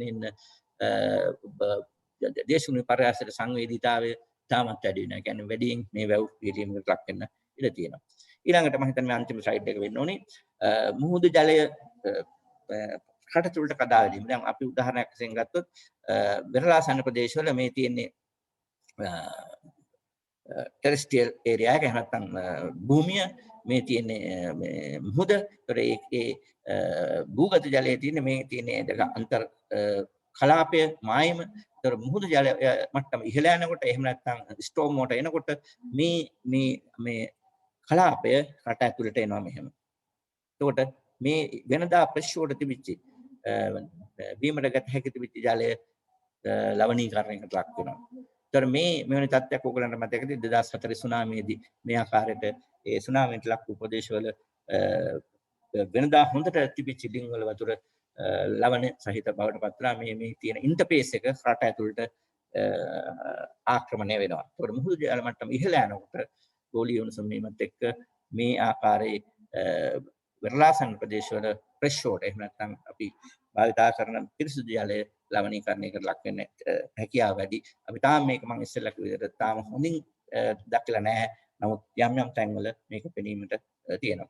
ඊළඟ තමයි අපි දන්නවා වෙරළාසන්න ප්‍රදේශවල තියෙන වැලි සහිත පස්වල අපි කියනවා ඒකට ට්‍රෙගෝසෝල් කියලා. උදාහරණයක් විදිහට කල්පිටි ප්‍රදේශයක ගියොත් උත්තර මේ ඔයගොල්ලෝ දන්නවා වැලි සහිත පොළොවෙත් හොඳට භෝගෝගා කරනවා. කියන්නේ වැලි සහිත පොළොව යට තියෙනවා සෝල්ටි වෝටර්, බ්‍රැකිෂ් වෝටර්. වැස්සත් එක්ක ලැබෙන මේ ජලය, වැස්සෙන් ලැබෙන ජලය මේ වැලි සහිත වයන නිසා ඉක්මනින් පොළොව තුළට ගලා යනවා. එතකොට බ්‍රැකිෂ් වෝටර් එහෙම නැත්නම් සෝල්ටි වෝටර් ඝනත්වය වැඩි. එතකොට සාමාන්‍ය ජලය නැත්නම් පිරිසිදු ජලයේ ඝනත්වය අඩුයි. ඒක නිසා ඒක මේ සෝල්ටි ග්‍රවුන්ඩ් වෝටර් උඩ පාවෙමින් තියෙන නිකන් ලෙන්ස් එකක් වගේ. මේකට අපි කියනවා ජල විද්‍යාවේදී ගයිබන් හර්ස්බර්ග් ප්‍රෙෂර් වෝටර් ලෙන්ස් කියලා. මෙන්න මේ ගයිබන් හර්ස්බර්ග් ප්‍රෙෂර් වෝටර් ලෙන්ස් වර්ෂාපතනයේ අඩුවීමත් එක්ක නිතර රවුට් එක මේ ගයිබන් හර්ස්බර්ග් ප්‍රෙෂර් වෝටර් ලෙන්ස් වල ප්‍රමාණය අඩු වෙනවා. ඒකට ඒ ප්‍රදේශවල ජනතාවට බීමට ජලය නැති වෙනවා. ඒ වගේම කුෂිකාර්මික කටයුතු සඳහා ජලය ලබා ගැනීමට හැකියාව අඩු වෙනවා. ඒකට අපේ මේ ප්‍රදේශ විශේෂයෙන් කල්පිටිය වගේ ප්‍රදේශවල මේ ජලය බොහෝ සෙයින් දැඩි ලෙස එක්ස්ට්‍රැක්ට් කරනවා, එහෙම නිස්සාරණය කරනවා භෝග වර්ගාවට. එතකොටත් වෙන්නේ මේ ලවණීකරණය වෙනවා මේ ප්‍රෙෂර් වෝටර් ලෙන්ස් එක. ඒ බැලන්ස් එක නැති වෙනවා. ඉතින් ඒ අතරේ දේශගුණීය පරිසරයට උෂ්ණත්වය නිසා තවත් මේ ප්‍රශ්නය උග්‍ර වෙනවා. ඒ නිසා විශේෂයෙන් කල්පිටිය වගේ ප්‍රදේශවල දැනටත් මේ තියෙන ප්‍රෙෂර් වෝටර් ලෙන්ස් ලවණීකරණයකට ලක් වෙලා හමාරයි දේශගුණීය විපර්යාසයත් එක්කම. ඒ නිසා මම හිතන්නේ මම වැඩි වෙලා ගන්නේ නැහැ අපේ ප්‍රශ්න ඉතින් පස්සේ සාකච්ඡා කරන්න පුළුවන්. මේ ටයිම් එක මේ වෙලාව අපිට ඇවිල්ලා තියෙන්නේ මේ සඳහා අනුගත වීමට එහෙම නැත්නම් අනුහුරු වීමට. ඒ මගින් අපිට පුළුවන් වෙනවා දේශගුණීය විපර්යාස මගින් සිදුවන හානිය අවම කරගන්න. දේශගුණීය විපර්යාස මගින් සිදුවන හානියක් කියනවා කියන්නේ ජීවනෝපායන් වලට බලපානවා. ජීවනෝපායන් වලට බලපාපු ගමන් මිනිසුන් මොකද කරන්නේ? මේ ප්‍රදේශ හැර වෙනත් ප්‍රදේශ කරහා යනවා. මේ කියන්නේ ඒක තමයි සංක්‍රමණය කියලා කියන්නේ. ඒ නිසා දේශගුණීය විපර්යාසයෙන් ජීවනෝපායට යම් ආකාරයක දැඩි බලපාමක් වෙනකොට human migration එහෙම නැත්නම් මානව සංක්‍රමණය වැඩි වීමට හේතු වෙනවා. හොඳ එහෙම නැත්නම් green pastures වාගෙන යනවා. සමහර වෙලාවට rural to urban migration සිදු වෙනවා. සමහර වෙලාවට අපේ ලංකාවේ තාම මේක මම දැක්කලා නැහැ.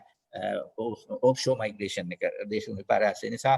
හැබැයි rural to urban migration දැඩි ලෙස සිදු වෙනවා දේශගුණීය විපර්යාස තත්ත්වයක් ඇත්තේ. ඒ නිසා මේ ඒ සිදුවන migration එක අඩු කිරීමට අපිට තියෙන එකම විකල්පය එකම ආයුධය තමයි adaptation එහෙම නැත්නම් අනුගත වීම. බොහොම ස්තුතියි. බොහොමත්ම ස්තුතියි ඔබතුමාට. ඊටමත් සරලව මේ දේශගුණික විපර්යාස පිළිබඳ අපිට මුල සිටම සාක්ෂි සහිතව දැනුවත් කිරීම සම්බන්ධව ඉතින් කෘෂිකර්මය හා භෝග වගාව එසේම කෘෂිකර්මයට සිදුවන බලපෑම, ජලයට සිදුවන බලපෑම ඉතින් ඒ වගේ ගොඩක් දේවල් කතා කරා ඔබතුමා. ඒ වගේම මම හිතන්නේ ඒ වගේම වැදගත් අපි වටා ඇති මේ මහා සාගරය. ඉතින් මේ සාගරයත් මේ හා සමානව සියලු විපර්යාසයන්ට ලක් වෙනවා. ඉතින් ඇත්තටම අපේ මුහුදු කොරල් පර ඒ වගේම මුහුදු පැල ඇටි මුහුදු ජීවීන් මේ සමහරක් අනවශ්‍ය රසායනික දියර කාබන් ඩයොක්සයිඩ් සාන්ද්‍රණය වැඩි වීමෙන් විනාශ වෙනවා. ඉතින් මේ සියල්ල කොහොමද වෙන්නේ? සාගරය ආශ්‍රිත ක්‍රියාකාරකම් මොනවද? මේක කොයි විදිහටද දේශගුණික විපර්යාසයන්ට බලපාන්නේ? ඉතින් මෙන්න මේ සම්බන්ධව කතා කරන්න ඔයාලව දැනුවත් කරන්න අද අපිත් සමග එකතු වෙනවා රුහුණු විශ්වවිද්‍යාලයේ කෘෂිකර්ම පීඨයේ ජ්‍යෙෂ්ඨ කතිකාචාර්යිනී ආචාර්ය දිලන්ති කෝරළේගම මහත්මිය මෙතුමිය ගැන සඳහන් කරොත් ශ්‍රී ලංකාවේ සාගර පද්ධතිය හා එහි වෙනස්කම් දීවර කර්මාන්තය ඒ වගේම දීවර කර්මාන්තයේ තිබෙන අවදානම් හා එහි ඉතිහාසය ගැන ඉතා විශාල පර්යේෂණ සංඛ්‍යාවක් කරලා තිබෙනවා. ඒ වගේම ඇයට කෘෂිකර්මාන්තය දීවර ශාස්ත්‍රය සම්බන්ධ විශාල දැනුමක් තිබෙනවා. ඉතින් ඇය තමන්ගේ දැනුමෙන් අපේ තරුණ තරුණියන්ගේ ස්පාදන්න විශාල වෙහෙසක් මේ වන විටත් ගන්නවා. ඉතින් ආරාධනා කරනවා ආචාර්ය දිලන්ති කොරලේගම මහත්මියට වැඩසටහනේ ඉදිරි කටයුතු කරගෙන යාම සඳහා. මෙහෙම ස්තුතියි යුරේකා.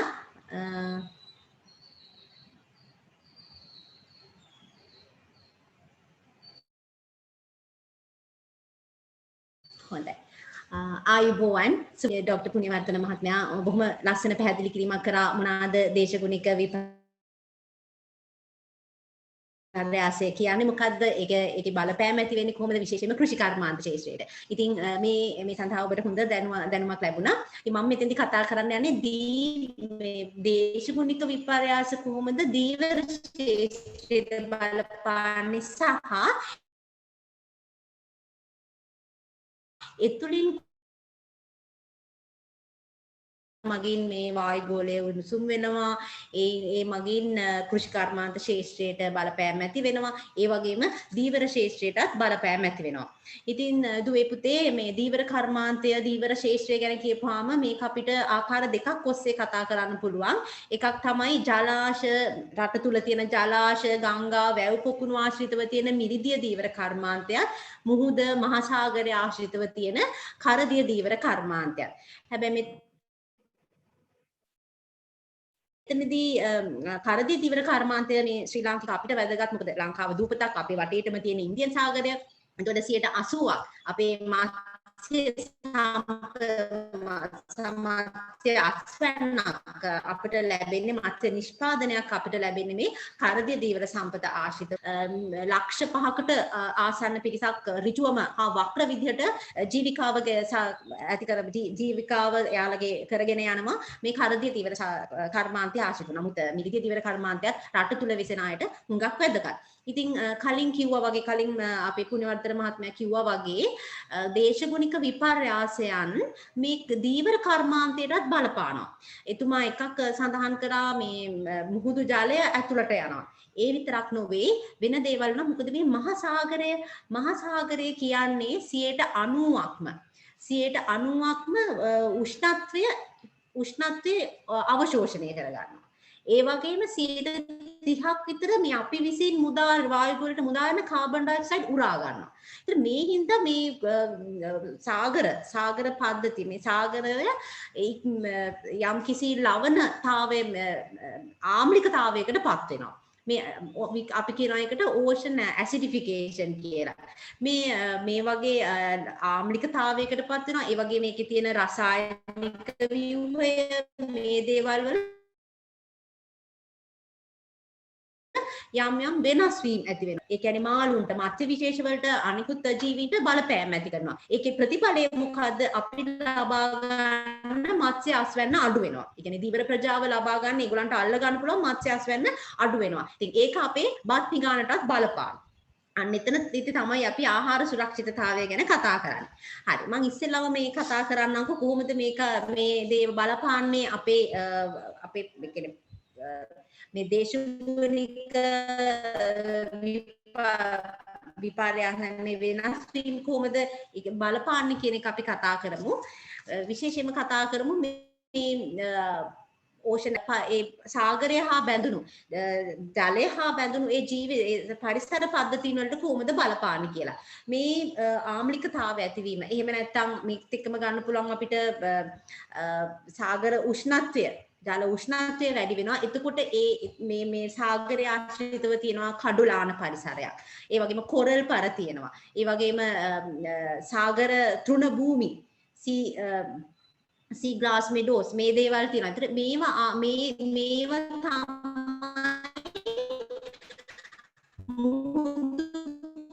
පරිසරයේ තියෙන ඒකියා සෙන්ටර්ස්. පොඩි මාළු බිත්තර දානවා මාළු ඉස්සෝ වගේ ඒගොල්ලෝ බිත්තර දානවා ඒගොල්ලෝ හැදෙනවා පොඩි කාලේ හොඳ රැකවරණය ලබා ගන්නවා ආහාර ලබා ගන්නවා මේ දේවල් සිද්ධ වෙන්නේ මේ පරිසර පද්ධතීන් ආශ්‍රිතව ඒ විතරක් නෙමෙයි මේ ජල මේ පරිසර පද්ධතියේ තියෙන මේ ජලය සමුද්‍රය ආශ්‍රිතව තියෙනවා සත්ව ප්ලවාංග ශාක ප්ලවාංග මේ දේවල් තමයි ප්‍රාථමික නිෂ්පාදකයෝ මේ දේවල් බහුලව තියෙනවා නමුත් සාගරේ මේ වෙනස් වීම රසායනික සංයුතිය වෙනස් වීම විශේෂයෙන්ම ලවණතාවය ඔක්සිජන් ප්‍රමාණය pH අගය මේ දේවල් මුල් කරගෙන මේ තියෙන මේ රසායනික ව්‍යුහයේ සංයුතිය වෙනස් වීම නිසා මේ පරිසර පද්ධතීන් අසන්තුලිත වෙනවා ඒ අසන්තුලිත වීම තුළ අර පුංචි මාළු බිත්තරේ ඉඳන් ලාවා එයාගේ ඉඳන් පොඩි පැටියා වගේ මේ සියලුම ජීවීන් යම්කිසි බලපෑමකට ලක් වෙනවා. ඒ කියන්නේ බලපෑමකට ලක් වෙනවා. එහි ප්‍රතිඵලය තමයි මත්ස්‍ය සම්පත එන්න අඩු වෙනවා. ඒ විතරක් නෙමෙයි දැන් මුහුදු පරිසර මුහුදු උෂ්ණත්වයේ ඉහළ යනකොට කෙලවල්ලෝ බලයෝ වගේ සත්ත්වින් මාළුන් ඒගොල්ලෝ අපි කියනවා සංක්‍රමණ මාළු. ඒගොල්ලෝ යනවා හුඟක් කූල්. ටිකක් අර ශ්‍රස්නේ පැතිය මග ඇරලා කූල් පැති වලට යනවා. ඒ වුණාම ඒ මසුන් අල්ලන ඒ මසුන් ඉලක්ක කරගෙන යන අපේ දීවර ජනතාවට මොකද වෙන්නේ? ඒගොල්ලොන්ට එයාලගේ මත්ස්‍ය සම්පත ඒගොල්ලන්ට අස්වැන්න අඩු වෙනවා. එහෙම නැත්නම් යාලට තව දුරට ඒගොල්ලන්ගේ ශ්‍රමය ධනය සියල්ල කැප කරගෙන තව දුරට යන්න වෙනවා මේ මාළු අල්ලගෙන එන. ඒගොල්ලන්ට ලැබෙන ආදායම අඩු වෙනවා. ඊළඟට අපි බලමු පස්සේ කොහොමද මේ ආදායම් බලපාන්නේ මේ කතන්දරයට කියලා. ඊළඟට තව දෙයක් තමයි මහත්මයාත් කිව්වා එය මුහුදු ජලය වැඩි වෙනවා. දැන්ට ලංකාවේ එහෙම ලොකු ප්‍රවණතාවයක් නැහැ. නමුත් ඉදිරියේදී එහෙම දෙයක් වෙන්න පුළුවන්. නමුත් කල්පිටිය පැත්තේ සමහර දූපත් මුහුදෙන් මේ වෙදි සමහර පැති යට වෙලා තියෙනවා. ඒතර මේ මුහුදු ජල මට්ටම වැඩි වෙනවා. මුහුදු ජල මට්ටම වැඩි වුණොත් මොකද්ද වෙන්නේ? මේ වෙරළාශ්‍රිතව මේ රතු පාටින් පෙන්වන්නේ තද රතු පාටින් මෙන්න මේ පැතිවල ඉන්න ප්‍රදේශවල ජනතාව තමයි මේ සඳහා වැඩි අවධානමක් දක්වන්නේ. ඒතර මේගොල්ලන්ට මේ වෙරළාශ්‍රිතව ජීවත් වෙන මේ හුඟක් වෙලාවට බොහෝ පිට දීවර ප්‍රජාව ඒගොල්ලන්ගේ එයාලගේ බිම එයාලගේ භූමිය නැතිව යනවා. අර කලින් කිව්වා වගේ එතකොට මෙයාලා වෙන පැතිවලට සංක්‍රමණය වෙන්න පටන් ගන්නවා. ඒතර තවත් ප්‍රශ්න ඇති වෙනවා. අනිත් අතට දීවර වෘත්තිය කියන්නේ මේ මූදට ගිහිල්ලා මාළු අල්ලන එක විතරක් නෙමෙයි. ඒහා බැඳුණු ගොඩබිම තියෙන වැඩ කටයුතු ටිකකුත් තියෙනවා. දැල් තෝරන්න, දැල් මහන්න, යාත්‍රා නවත්තන්න මේ වගේ දේවලුත් සිද්ධ වෙනවා. එතකොට මේ සාගර මේ මුහුදු මට්ටම ඉහළ මුහුදු ජල මට්ටම ඉහළ යාම තුලින් සමුද්‍ර ඛාදනය වෙනවා. එතකොට අර තියෙන වෙරළ තීරය අඩු වෙනවා. ඒතර මේගොල්ලන්ගේ වැඩ ටික කරගන්නේ කොහොමද? ඒගොල්ලන්ට ඉඩ ප්‍රමාණය. ඒ විතරක් නෙමෙයි. මත්ස්‍ය සම්පතින් රැකෙන තව දීවරෙන් අමතරව කරවල නිෂ්පාදනය කරන අය ඉන්නවා. උඹලකකින් ඒගොල්ලන්ට බලපානවා. එක අතකින් ඒගොල්ලන්ට ලැබෙන අස්වැන්න අඩුයි. ඇයි? අල්ලගෙන එන ටික මිනිසුන්ට කන්නත් මදි. ඊළඟට අනිත් අතට ඒ හින්දා ඒගොල්ලන්ට අවශ්‍ය විදිහට නිෂ්පාදනය කරගෙන යන්න අවශ්‍ය ප්‍රමාණයක් ලැබෙන්නේ නැහැ. අනිත් අතට මාළු වේලන්නත් ඉඩක් නැහැ. මෙන්න මේ ඒ හින්දා එයාලගේ ජීවිකාවට මොකද වෙන්නේ? ඒගොල්ලෝ මොකද කරන්නේ? මේ දේවල් අපිට නොපෙනෙන, කෙලින්ම අපිට පේන්නේ නැති දේශගුණික විපර්යාසයන් නිසා අත්විඳින්න සිදුවෙන ගැටලු. ඊට අමතරව තව තියෙනවා කලින් සඳහන් කරා වගේ මේ මෑතකදී නම් හුඟක් අපි නේ සුලි කුණාටු ආවා. නීලම්, මහසෙන්, බුරවි, යෑස් ඕමම දැන් ලංකාවට ආපු. ඊළඟ තව ලෝකෙට මේ මොහොත වෙද්දි කොයි පැති කොච්චර බලපෑනවද? සත්‍යයක් ඇතුළත ගත්තාම කොච්චර දේවල් අපි අහනවද මේ ස්වභාවික විපත්. ඒ කියන්නේ දේශගුණයම අපිට අඩන්තේට් නම් කරන ආකාර. කාල වේලාව වෙනස් නිසා සියල්ල කියන්න අපහසුයි. නමුත් ඔගොල්ලෝ තරුණ අය අපිට වඩා YouTube එකේ ඉන්නවා.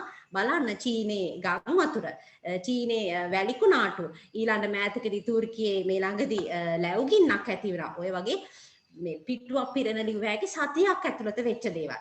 ඉතින් මේ සුලි සුලං මේ සයික්ලෝන් මේ වගේ දේවල් ඇතිවීම තුළින් මොකද වෙන්නේ දීවර රැකියාව කරගන්න යන්න බෑ. ඒ වගේම ඒ විතරක් නෙමෙයි එයාලට සමහර වෙලාවට අර සැර පහට ඒගොල්ලන්ගේ ගෙවල් දොරවල් කැඩිලා යනවා. එතකොට අහලා ඇතිනේ අද දීවර රැකියාවෙන් යෙදෙන්න එපා. සුලඟ තදයි. ඒ වුණාම එයාලගේ ජීවිකාව සම්පූර්ණයෙන්ම එදාට නවතිනවා. අපිට ඒ කියන්නේ වෙළඳපළට ලැබෙන මාළු ප්‍රමාණය අඩු වෙනවා. එතනින් ආහාර සුරක්ෂිතතාවය මම ඊළඟට කතා කරනවා. ඒකට බලපානවා. ඉතින් මේ ආකාරයට ගත්තාම දේශගුණික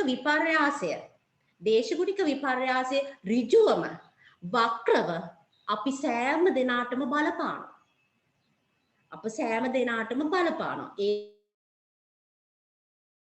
ඒක ආදායක පුද්ගලයා අනුව සහ ඒ බලපෑමට ලක්වන ප්‍රජාව අනුව තමයි තීරණය වෙන්නේ. නමුත් දීවර ශේෂ්ත්‍රය ගත්තාම මේ පාරිසරික මේ දේශගුණික විපර්යාස මේ දේශගුණික වෙනස් වීම දීවරයා සහ ඒ ආශ්‍රිත බැඳුණු හැමෝ දෙනාටම බලපානවා. අවසානයේ මේ මාළු පරිභෝජනය කරන අපිටත් බලපානවා. මොකද ශ්‍රී ලංකාවේ 70%කම සත්ව ප්‍රෝටීන අවශ්‍යතාවයෙන් සැපෙන්නේ මේ මත්ස්‍යන් සහ ඒ ආශ්‍රිත නිෂ්පාදන වලින්. ඉතින් දුවේ පුතේ මේ ඒ කියන්නේ මේ පාරිසරික වෙනස්කම් මේ විපර්යාසයන් නිසා අපි සැවොම පීඩාවට ලක් වෙනවා. අපි සැවට මේක දැනෙනවා. ඒ මම කිව්වේ සාගරය ආශ්‍රිතවනේ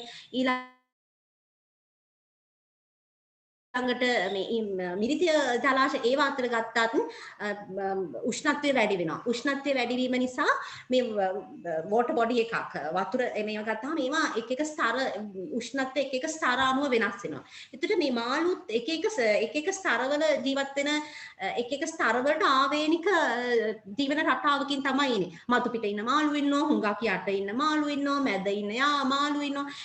මේගොල්ලන්ගේ ජීවන රටාවට මේ උෂ්ණත්වය වෙනස් වීම බලපානවා. ඒ වගේම මුහුදේ මිරිදිය ජලාශවල දෙකේදීම අපිට දකින්න පුළුවන් ඔක්සිජන් සාන්ද්‍රණය අඩු කලාප. ඔක්සිජන් මේ උෂ්ණත්වය වැඩි වීමත් එක්ක මේ ඔක්සිජන් අඩු සාන්ද්‍රණය අඩු ප්‍රදේශ තව තවත් පුළුල් වෙනවා. එහෙම වුණාම ඒ ආශ්‍රිතව ජීවත් වෙන ජීවි විශේෂ වලට හුස්ම ගන්න අමාරු අවස්ථා එනවා. ඒකට අපි කියන හයිපොක්සියා සිටුේෂන් එකක් කියලා මේ වගේ දේවල් වෙනවා.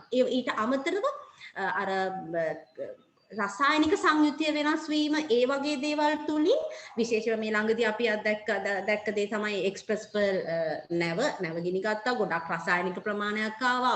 අපි දන්නවා අපේ ගොඩක් කතා ගියා මාළු කන්න හොඳ නෑ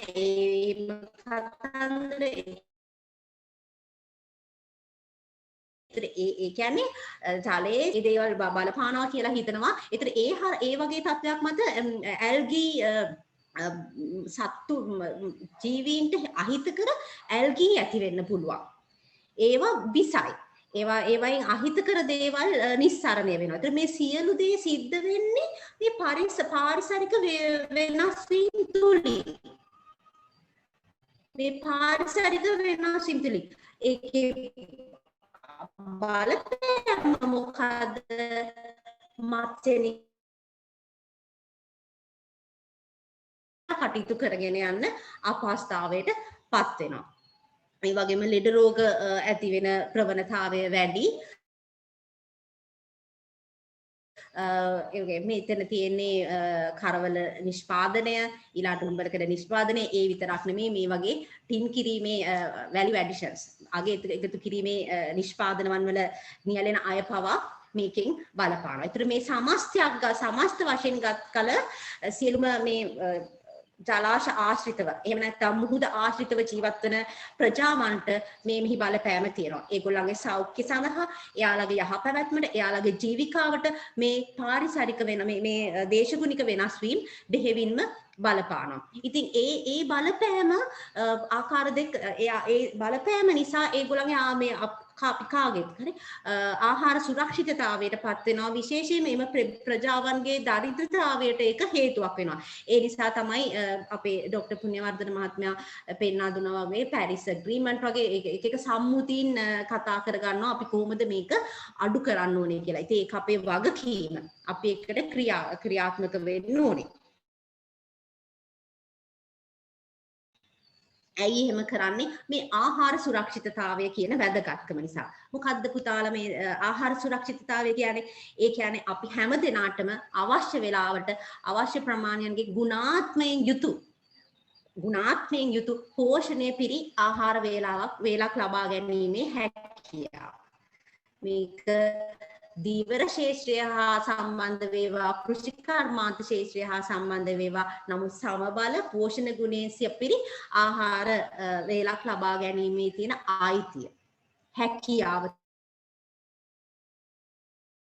තමයි මේ තියෙනවා. එකක් තමයි food availability. ඒ කියන්නේ තියෙන්න ඕනේ ආහාර තියෙන්න ඕනේ. දැන් මෙතන දීවර ශේෂ්ත්‍රය ගැන කතා කරොත් මම කිව්වේ මත්ස්‍ය නිෂ්පාදනය අඩුවීම තුලින් මූදේ මත්ස්‍ය සම්පත අඩුවීම තුලින් ලැබෙන මාළු අස්වැන්න අඩුයි.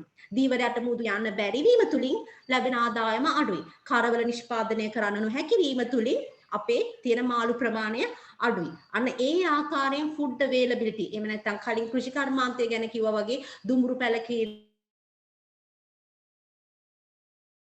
කීඩා වගේ ඉම්පැක්ට් එක හින්දා ඒ බලපෑම නිසා ලැබෙන හාල් ප්‍රමාණය එහෙම නැත්නම් ආමිවම් නිසා ලැබෙන බඩෙමුගු ප්‍රමාණය මේ නිෂ්පාදන ප්‍රමාණය අඩු වෙනවා. food availability එක අඩු වෙනවා.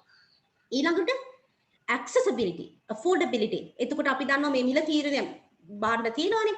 භාණ්ඩ තියෙන ප්‍රමාණය භාණ්ඩවල මිල තීරණය වෙන්නේ ඉල්ලුම සැපයුම අනුව. සැපයුම අඩුයි ඉල්ලුම එහෙමමයි මිල ඔන්න ඉහළ යනවා. සුපර් මාකට් වල ෆුඩ් සිටි වල තියෙයි.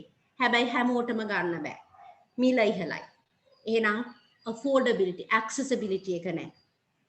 දුප්පත් මිය කියන්නේ එදිනෙදා ජීවිකාව කරගන්න කෙනාටත් අර දේ ගන්න බෑ. මොකද තියෙන ඒවායේ ගණන් වැඩි. අන්න එතෙන්ට එනම් බලපානවා. කොහොමද? ඒක ආකාර දෙකකින් බලපානවා. එකක් තමයි ඉල්ලුම සැපයුම නිසා සැපයුම අඩුවීම නිසා මිල ඉහළ යනවා. අනිත් එක ආදායම අඩුයි. දැන් ගොවි මහත්තයාගේ වගාව පාලුණා මොකද? ගම් වතුරෙන්. අනපේක්ෂිත ගම් වතුරෙන්. අනපේක්ෂිතව සිදුවෙච්ච ගම් වතුරෙන් වගාව පාලුණා. ඊළඟ දීවර මහතාගේ එයාගේ මේ අනපේක්ෂිත ඒගොල්ලෝ කියනවා මේ දවස්වල හුලං අවුල් වෙලා කියලා. මේ අවුල් වෙච්ච හුලඟ හින්දා මේ සුලි සුලං හින්දා මූදු යන්න බෑ. අන්න ආදායම නැහැ. කරවල නිෂ්පාදනය කරන කෙනාට කරගන්න ඉඩ කඩ නැහැ. වෙරළ තීරයක් නැහැ. හැබැයි ඒගොල්ලෝ කරවල කාලම ඉන්නෙත් නැහනේ. ඒගොල්ලන්ට බත් කන්නත් ඕනේ, එළවලු කන්නත් ඕනේ. අනිත් අයටත් එහෙමයි. එහෙනම් අනිත් දේවල් ගන්න මුදල් නැහැ. ඇයි? තමන්ගේ ජීවිකාව නිසි පරිදි කරගන්න හම්බුනේ නැහැ. accessibility affordability එක. ඊළඟට utility and quality. ඒ කියන්නේ අපි ගන්න ආහාරයේ ගුණාත්මක භාවය. කාබන් ඩයොක්සයිඩ් ප්‍රමාණය වැඩි වුණාම ඒක බලපානවා quality එකට. මේ ආහාරවල තියෙන ගුණාත්මක භාවයට ප්‍රෝටීන් ප්‍රමාණ ප්‍රෝටීන ඒ වගේම පිෂ්ඨය වගේ ඒ පෝෂණ පදාර්ථවල යම් වෙනස් වීම සිදු වෙනවා. ඒ වගේම අපි දන්නවා දැන් පරිසරයේ දැන් සංයුතීන් වෙනස් වීම තුලින් ඒවා බලපානවා ආහාරවලට. විශේෂයෙන්ම ධාන්‍ය වර්ග, මඤ්ඤොක්ක වගේ දේවල් වලට මේ පාරිසරික වෙනස් වීම, දේශගුණික වෙනස් වීම හරහා ඒගොල්ලන්ගේ ඒවයි ගුණාත්මක භාවයට කෙලිම ඍජු බලපෑමක් තියෙනවා. ඒතර මේ දේශගුණික විපර්යාසය ආහාරවල ගුණාත්මක භාවයට බලපානවා. ඊළඟට ආහාර දාමයන්ගේ ස්ථායීතාවය මිල මේ ලැබීමේ ස්ථායීතාවය අවිනිශ්චිතයි. මොකද හොඳට හැදුණු කුඹුරක් හෙට වෙද්දි පාළු වෙලා. මේක සීසන් එකට දීවර ශේෂ්ත්‍රය ගත්තාම සීසන් එකට මූදු යන්න බෑ.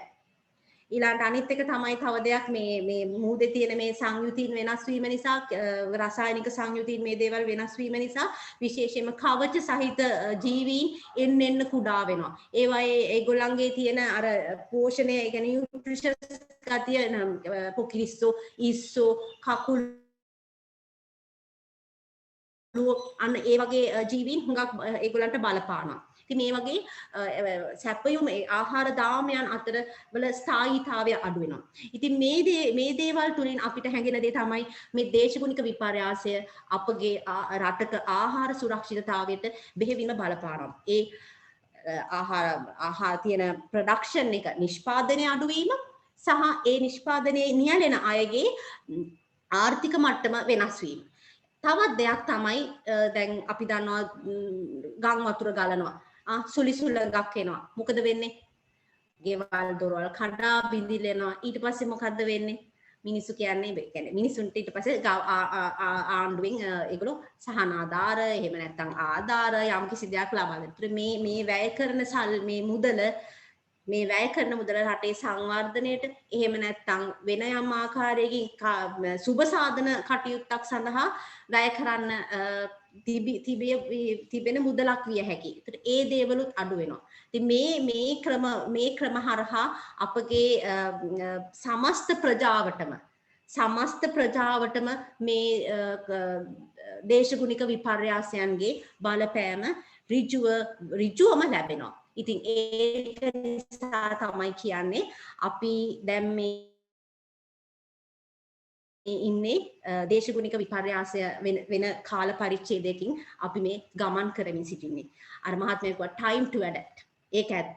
වාර්තාවල තියෙනවා 2030 දී මේක වෙයි 2050 දී මේක නෑ පුතා නෑ දුව මේ දැනුත් අපි මේක අත්විඳිනවා. මේ දැනුත් අපි අත්විඳිමින් පවතිනවා. මේ මොහොතේ මේ රටේ ලෝකේ හැමෝම මේක අත්විඳිමින් පවතිනවා. ඒ හින්දා අපිට අපේ ක්‍රියාකලාපයන් වෙනස් කරන්න ඕනේ. මොකද මේකෙන් බලපෑම ඉස්සරහට මේකෙන් බලපෑම අපි මේ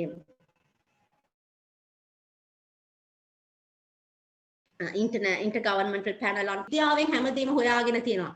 පුණ්‍යවර්ධන මහත්තයාගේ ස්ලයිඩ් වලින් අපි දැක්කා ප්‍රස්තාව රැඳලා ඔහොම වෙලා තියෙනවා තමයි.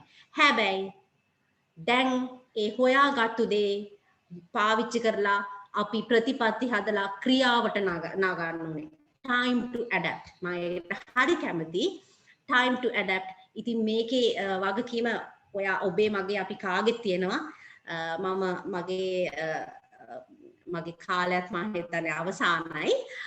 මගේ කතාව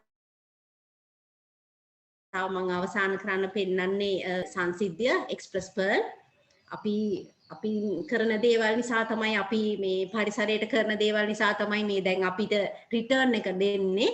හැබැයි මේ වගේ දේවල් වලින් අපි එදිනෙදා දෙගුණ තෙගුණ වෙලා යනවා.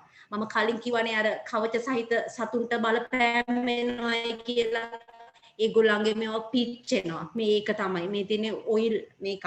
පැල්ලමක්, තෙල් පැල්ලමක්. ඒතර මේ දේවල් කොහෙද තියෙන්නේ? මේ දේවල් කොහාටද ඊළඟට එන්නේ?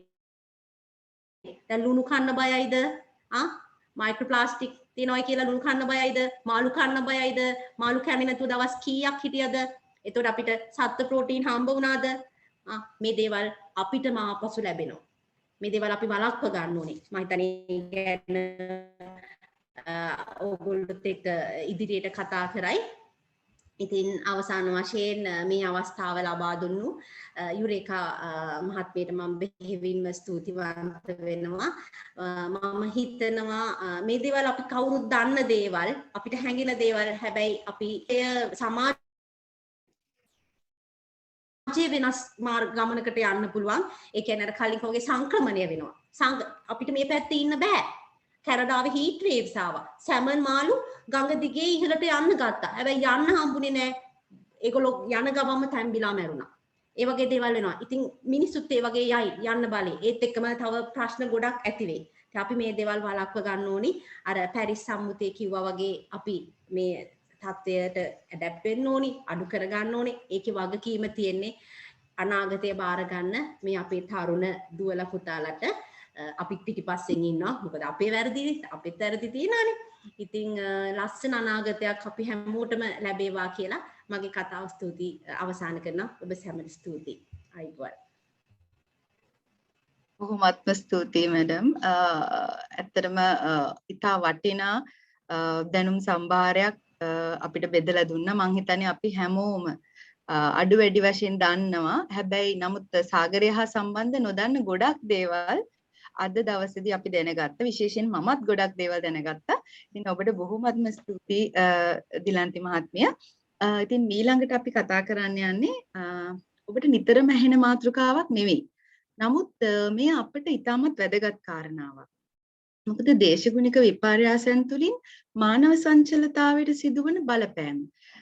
මානව සංචලතාව කියන්නේ මොකද්ද? human mobility. ඒ කියන්නේ මොකද්ද? සහ ඒන් අනෙකුත් විෂය තොරතුරු ඔබට මේකෙන් දැනගන්න පුළුවන්. ඉතින් අපි මේ සඳහා අද ඔබව දැනුවත් කරන්න ඇවිල්ලා තියෙන්නේ වර්තමානයේ සංක්‍රමණය සඳහා වූ ජාත්‍යන්තර සංවිධානයේ දේශගුණික විපර්යාස පරිසර හායනය හා මානව සංක්‍රමණය පිළිබඳ ඒකකයේ ජ්‍යෙෂ්ඨ ව්‍යාපෘති සම්බන්ධීකාරණික වශයෙන් සේවය කරන ඇත්තටම ජ්‍යෙෂ්ඨ සමාජ පර්යේෂකයේ ඒ වගේම හදිසි ප්‍රතිචාර දැක්වීමේ හා ආපදා අවදානම් අඩු කිරීමේ සහ දේශගුණික විපර්යාස යන ශාස්ත්‍රයන්හි පළපුරුදු වෘත්තිකයේ ඇත්තටම ඇය ගැන කෙටියෙන් සඳහන් කළොත් ඇය ඇත්තටම දැනුම් ගබඩාවක් විශේෂයෙන්ම ඇයගේ පර්යේෂණ හා මාර්ගෝපදේශන හැකියාව ඉතාමත් විශිෂ්ටයි. ඒ වගේම ඇය තාක්ෂණික විශේෂඥවරියෙක් සංවර්ධන ආර්ථික විද්‍යාව පිළිබඳ පර්යේෂකාවක්. ඇයගේ වෘත්තීය ජීවිතය තුළ ඇය වසර 18කට වැඩි කාලයක් රජය හා පෞද්ගලික අංශයේ සහ සංවර්ධන අංශයේ සේවය කර තිබෙනවා. ඉතින් ඇය විසින් රචිත ඇය විසින් කරපු පර්යේෂණ රැසක් ඇය සතුව තිබෙනවා. එසේම ඇය ජාත්‍යන්තර උසස් අධ්‍යාපන ආයතනයේ ප්‍රමිති අධ්‍යාපනයේ තහවුරු කළ ජ්‍යෙෂ්ඨ ශාස්ත්‍රපතිවරියක්ද වෙනවා. ඉතින් මා කැමති රංගිතා බාලසූරිය මහත්මියට ආරාධනා කරන්නට වැඩසටහනේ ඉදිරියට ගෙන යාම සඳහා. බොහොමත්ම ස්තුතියි රේඛා මහත්මිය ඔබගේ හඳුන්වා දීමට. ඒ වගේම මම හිතනවා අද දිනේ අපිත් සමග සම්බන්ධ වෙලා ඉන්න මේ නන් අයුරින් අපි සමග සම්බන්ධ වෙච්ච දුවදරියන් ඒගොල්ලන්ට පුළුවන් වෙයි ඒ දූපුතුන්ට යම් කිසි පන්නරයක් ලබා ගන්න මේ අද දවසේ ගත දැනුමත් එක්ක. ඉතින් අද මගේ මේ දේශනේ මම බලාපොරොත්තු වෙන්නේ ඔයගොල්ලෝ හැමෝටම අපි දැන් මෙච්චරලා කතා කරන්නේ දේශගුණික විපර්යාසය ගැන. මේ දේශගුණික විපර්යාසය කොහොමද අපි මානවයෝ හැටියට අපිට මේක යම්කිසි ආකාරයකට බලපාන්නේ. ඒ වගේම මානවයෝ හැටියට අපි කොහොමද එක තැනක ඉඳලා තව තැනකට යන්න බලන්නේ. මොකද අපිට මේ බලපාන සියලුම දේවල් හින්දා එක තැනක ඉන්න බැරි වෙයි සමහර විටක. ඉතින් සමහරට මම හිතන්නේ ඕගොල්ලෝ ඔක්කොම දන්නවා ඇති ගොඩාක් අය දැන්ටත් කියනවානේ මට මේ රට නැතුව වෙන ඕනම රටකට යන්න දෙනවා නම් කොච්චර හොඳයිද කියලා. හැමෝම කතා කරන්නේ මයිග්‍රේට් කරන්න කියලා. හැබැයි ගොඩක් අය දන්නේ නැහැ මයිග්‍රේට් කරනවා කියන්නේ මොකක්ද කියලා. දැන් ඒ හින්දා අපි බලමු මොකද්ද මේ මයිග්‍රේෂන් කියන්නේ කියලා. ඊට ඔක්කොටම කලින් මම ඕගොල්ලෝගේ පොඩි දෙයක් අහන්න කැමතියි. සමහර දන්නේ නැහැ දැන් ඕගොල්ලන්ට මේ වෙලාව නිින්ද ගිහලා තියෙනවද කියලාත් මේක අහගෙන ඉඳලා දිගටම මට පොඩ්ඩක් අත උස්සලා කට්ටිය කියන්න ඔයගොල්ලෝ කවුරු හරි කෙනෙක් දැන් ඔයගොල්ලන්ගේ තියෙනවානේ මේ Zoom එකේ ෆීචර් එකක් අත උස්සන්න පුළුවන්. අන්න ඒ ෆීචර් එක භාවිතා කරලා කියන ඔයගොල්ලෝ මේ වගේ දේවල් අත්විඳලා තියෙනවද ඔයාලගේ ජීවිතේ? එතකොට ඕගොල්ලෝ මේ වගේ දර්ශන දැකලා තියෙනවද ඔයගොල්ලන්ගේ ජීවිතේ?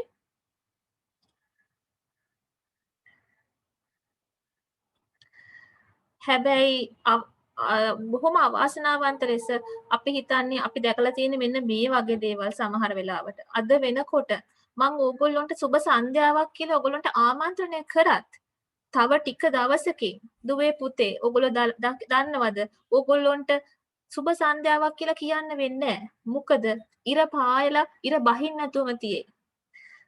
කාලෙකදී අර ගොඩක් වෙලාවට කියනවනේ ඉරවල් 7ක් පායනවා වගේ රස්නයක් දැනෙනවා කියලා. අද අපි ඔක්කොම ඉන්නේ මේ වගේ තැනක තමයි. හැබැයි අවාසනාවකට ඔයගොල්ලෝ ඔක්කොම වගේ ඉපදලා තියෙන සමහර විට ඔයගොල්ලන් මේ තරුණ ප්‍රජාව නියෝජනය කරනවා නම් මේ වගේ වැඩි උණුසුමක් එක්කලා අපේ ආචාර්ය පුණ්‍යවර්ධන මහත්මයා සහ අපේ ආචාර්ය දිලන්ති කොර්ලේගම් මහත්මිය ඒගොල්ලෝ ඔක්කොම කිව්වා වගේ අපි ඉන්නේ බොහෝම දරුණු තැනක මේ වෙනකොට. එතකොට මේ දරුණු තැනක ඉන්නකොට අපිට කියලා තියෙනවා අපිට තියෙන්නේ අවුරුදු 9යි. ඒ කියන්නේ 2030 වෙනකම් විතරයි අපිට කාලය දීලා තියෙන්නේ මේ හදපු sustainable development agenda එකෙන් වැඩ කරන්න. අර කලින් කිව්වා වගේ SDG 13 කියලා තියෙනවා. එතකොට SDG 14 කියලා තියෙනවා. ඉතින් මේ දේවල් 15 කියලා තියෙනවා land එක ගැන බලන්න. ඉතින් මේ දේවල් තිබුණාට අපි නිදිද? ඉතින් බලන්න ඔයාලගේ මේ පින්තූර දිහා. මේ පින්තූරේ ඉන්න කොටියා ඊයේ තමයි ජාත්‍යන්තර මේ ලෙපර්ඩ්ස් ලගේ දිනය. ඉතින් මම මේ හින්දා මෙන්න මේ පින්තූරය ගත්තා. ඒතර මේ කොටියා නිදාගෙන ඉන්නවා මේ අවස්ථාවේදී. එතකොට මේ කොටියා හොඳ ලොකු කෑමක් අරගෙන ඉවර වෙලා ඊට පස්සේ එයා ගොඩාක් කල් ඔන්න දැන් නිදාගෙන එයා බලන් ඉන්නවා. මේ වගේම තමයි අපිත්. දැන් මෙතන මේ කොටියා මේක කරන්නේ එයාගේ ස්වභාවික සංසිද්ධියක් හින්දා. නමුත් මිනිස්සු හැටියට අපි ළඟ තියෙන යම්කිසි ක්‍රියාකාරකම් වල තියෙන අඩුපාඩුකම් සහ අපේ දැනුමේ තියෙන යම්කිසි මදභාවයන් හින්දා අපි අපේම අම්මව ඒ කියන්නේ අපේ මිහිතලය අපේ අම්මා කියලා හිතමු. කවුරු හරි කැමතිද තමන්ගේ අම්මට කරදර කරනවද? කවුරු හරි කැමතිද තමන්ගේ අම්මට ඇවිල්ලා ගහනවට, තලනවට, පෙලනවට? හැබැයි අපි අන්න ඒ වගේ මිනිසු జాතියක්. අපි කරන්නේ මොකද? අපේ අම්මට කරදර කරනවා, කොණ්ඩෙන් අදිනවා, ගහනවා, තලනවා, පෙලනවා. මේ හැමදේම කරනවා. මේ හැමදේම කරාට පස්සේ මොකද වෙන්නේ? අපේ මිහිතලයම අපිට අනෙක් පැත්තට ක්‍රියා කරනවා. දැන් ඒකේ බලපෑම ඔයගොල්ලෝ ඔක්කොටම පේනවා. බලන්න.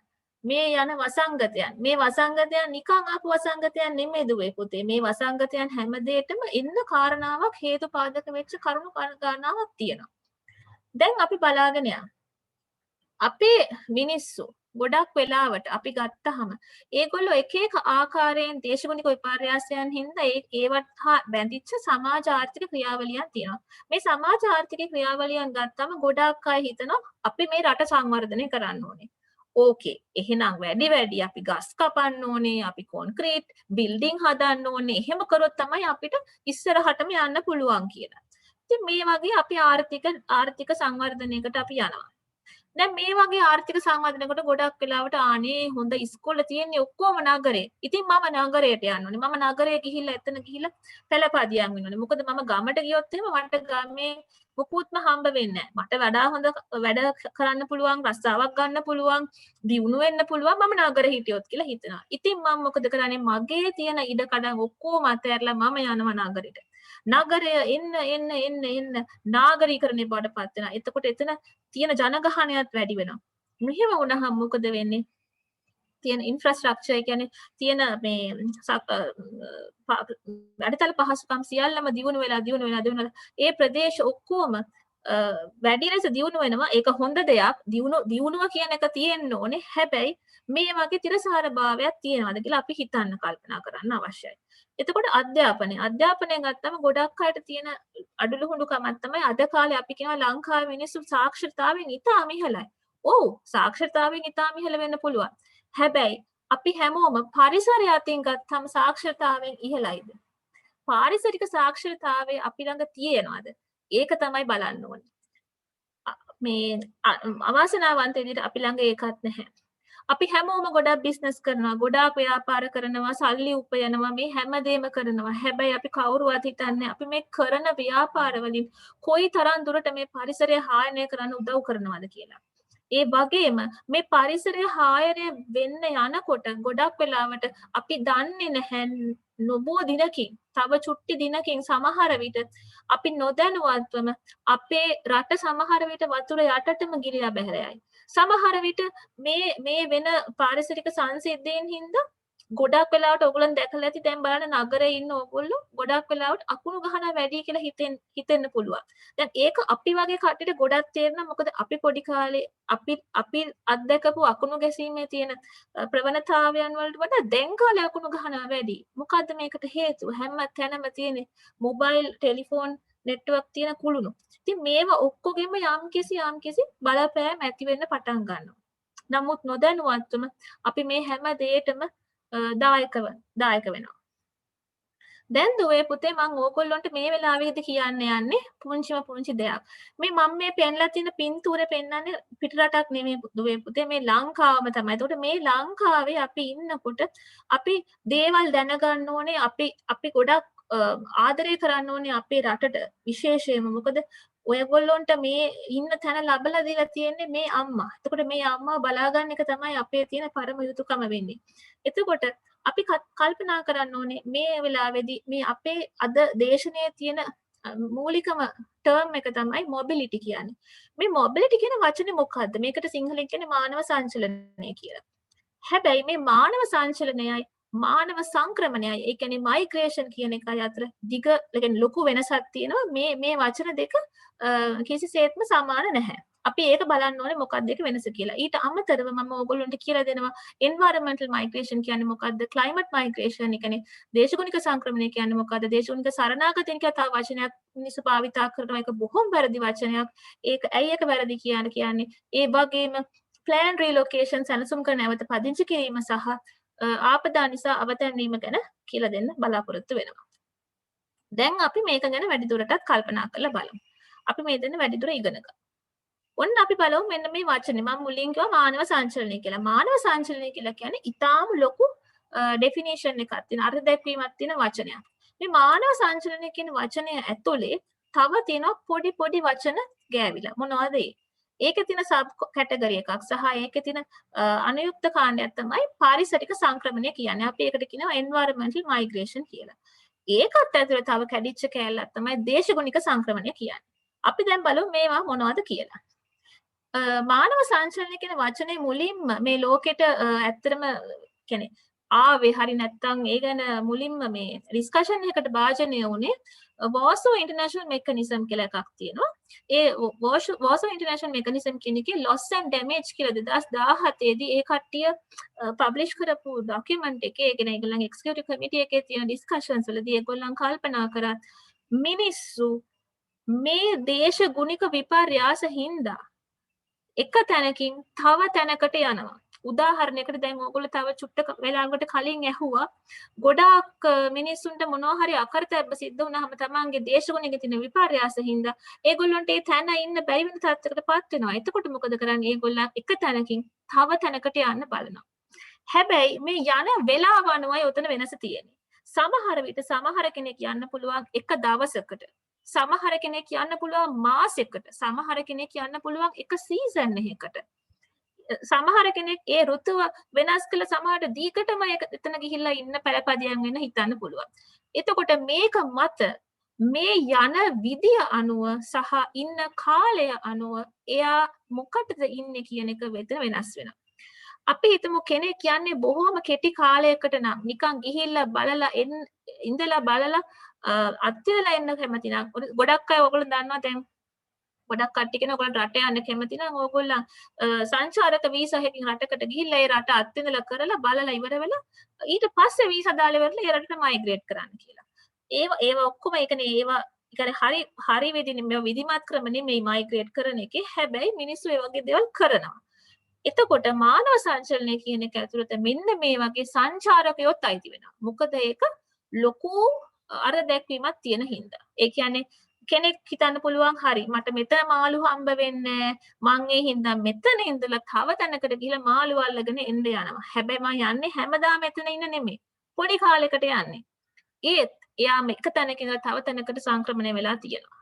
එතකොට මේගොල්ලොන්ට අපි සංක්‍රමණය කියලා කියන්නේ නැහැ. මොකද මේ කට්ටිය ඒගොල්ලන්ගේ ස්ථිර වාසස්ථානයක් සඳහා එතෙන්ට ගිහිල්ලා නැති කට්ටිය හින්දා. මීට අමතරව දැන් කොට්ටාශයක් ඉන්නවා මේගොල්ලෝ හොඳටම දන්නවා තමන්ගේ පරිසරයේ සිද්ධ වෙන යම් කිසි වෙනසක් කියලා. පරිසරයේ වෙනස හින්දා මෙයාලා මොකද කරන්නේ? මේගොල්ලන් try කරනවා. හරි මෙතන මට ඉන්න බෑ. තව චුට්ටක ගියොත් තවත් මට මෙතන ඉඳලා කරදර වෙයි. ඒ වගේම පස් කඳු කඩා වැටෙයි. මගේ ගෙදර ගහගෙන යයි වතුරට. එක්ක මගේ පවුලට හානි වෙයි. මගේ ඉන්කම් එකට මගේ ලාභ උපයන මාර්ගවලට යම් කිසි බලපෑමක් සිද්ධ වෙයි. මම මෙතන ඉන්නේ. මම මෙතන නැතුව තව තැනකට යනවා. තවත් ඒගොල්ලොන්ට ප්‍රශ්නයක් වුණොත් ඒගොල්ලෝ තව හිතනවා මම මෙතන අතෑරලා දාලා මම පිටරට යනවා. ගොඩක් අය ඒකනේ කරන්නේ ලංකාවේ. අද වෙනකොට ලංකාවේ ගොඩක් අය හරි කැමති සංක්‍රමණය කරන්න. ඒ කියන්නේ මයිග්‍රේට් කරන්න හරි කැමති. ඒගොල්ලන් ඉන්න තැන අත්හැරලා දාලා ඒගොල්ලන් යනවා. හැබැයි මතක තියාගන්න මේ සංක්‍රමණය මෙතන පාරිසරික සංක්‍රමණය කියන්නේ පරිසරයේ වෙන යම් කිසි වෙනස්කම් නිසා ඕගොල්ලෝ යන්න බලාපොරොත්තු වෙන එක. මේ අතර තව කොට්ටාශයක් ඉන්නවා. ඒගොල්ලන් චුට්ටක් වෙනස්. අර කලින් කියපු කොට්ටාශයට වඩා. ඒගොල්ලෝ කවුද කියලා බලමු. ඒගොල්ලෝ දන්නවා ඒගොල්ලන් ඉන්නේ climate change එක. කියන්නේ දේශගුණික විපර්යාසයක තමයි ඉන්නේ. මොකද දේශගුණික විපර්යාසය කියන එක පාටම සිද්ධ වෙන දෙයක් නෙමෙයි. සමහර වෙලාවට දේශගුණික විපර්යාසය බොහෝම හෙමින් ඔයාගේ S2කට පේන්නේ නැතුව සිද්ධ වෙනවා. සමහර වෙලාවට එක පාට එක සිද්ධ වෙනවා. එතකොට මේ මෙතන දේශගුණික විපර්යාසයන් සිද්ධ වෙනකොට ගොඩක් වෙලාවට ඔයාට ඇස් දෙකට පේන්නේ ඒක හිමින් වෙන සංසිද්ධියක් හැටියට වෙන්නේ. උදාහරණයකට අර කලින් අපේ ආචාර්ය පුණ්‍යවර්ධන සර් කිව්වා වගේ වැසි නැතුව යනකොට හෙමින් මේ උෂ්ණත්වය වැඩි වෙනකොට මිනිස්සුන්ට ඒක දරා ගන්න බැරි වෙනකොට ඒගොල්ලෝ කල්පනා කරනවා මම මීට වඩා සීතල රටකට ගිහිල්ලා හිටියනම් මට කොච්චර හොඳයිද කියලා. කට්ටිය හිමත් එක්ක ෆොටෝ අරගෙන වෙනකොට කොච්චර ඔයගලන්ට හොඳක් හිතනවද? මේ වගේ දේවල් මිනිස්සුන්ට හිතෙන්න ගන්නවා. අන්න එහෙම කරනකොට මේ කට්ටිය කල්පනා කරනවා මෙතන ඉන්න හොඳ නෑ මම මීට වඩා හොඳ තැනකට යනවා කියලා. ඒගොල්ලෝ environmental migrants ඒ කියන්නේ පාරිසරික සංක්‍රමණිකයන්ට පොඩ්ඩක් වෙනස් ආකාරයකට ඉතාම ඉක්මනට ඒගොල්ලෝ හිටපු තැන ඉඳන් තව තැනකට යන try එකක් දෙනවා. හැබැයි මේ කට්ටිය ඔක්කොමලා try එකක් දෙනකොට මේගොල්ලන්ගේ තියෙනවා යම්කිසි එක මේ ලක්ෂණයක්. මොකක්ද ඒ ලක්ෂණය? මේ කට්ටිය කරන්නේ එක වගේ කියන්නේ තනිවම තමයි ඒ කට්ටිය ගෲප් ගහිලා මේ වගේ යන්න බලන්නේ. මන් දන්නේ ඔයගොල්ලන් මෙන්න මේ වගේ පින්තූර දැකලා තියෙනවද කියලා. මේ වගේ දේවල් ගොඩක් වෙලාවට ගැමි පරිසරයේ දකින්න පුළුවන්. මේ වගේ තැන් හදාගන්නේ ඇත්තටම ඒගොල්ලන්ගේ කෘෂිකර්මාන්තයේ තියෙන ඒ කියන්නේ තියෙන සේෆ්ටි එක ආරක්ෂා සුරක්ෂිතතාවය බලලා ඒගොල්ලන් මේ අලි ඇතුන්ගෙන් සහ වන සතුන්ගෙන් ඒගොල්ලන්ගේ තියෙන වගාවන් බේර ගන්න. එතකොට මේ වගාවන් බේර ගන්න එක ගැන අපි කතා කරනකොට හොඳින්ම අපි දැනගන්න දෙයක් තමයි ගොඩක් වෙලාවට ලංකාව වගේ රටවල් වල මේ දේශගුණික සංක්‍රමණික කියන්නේ දේශගුණික විපර්යාස නැත්නම් දේශගුණික සංක්‍රමණයට භාජනය වෙන කට්ටිය ගොඩක් වෙලාවට ඉන්නේ අපේ කෘෂිකර්මාන්තය හා සම්බන්ධ වෙලා. මොකද ඒ කට්ටිය ඒ කඩලංගේ තියෙන කෘෂිකාර්මික ගැටලු හින්දා ඒගොල්ලන්ට හරියට වෙලාවට වැස්ස ලැබෙන්නේ නැහැ. ඒගොල්ලන්ට වෙන කරදර ඇති වෙනවා කලින් කියපු ආකාරයට. එතකොට ඒගොල්ලන් මොකද කරන්නේ? ඒව දාලා අතහැරලා දාලා එක තැනකින් තව තැනකට යන්න බලාපොරොත්තු වෙනවා.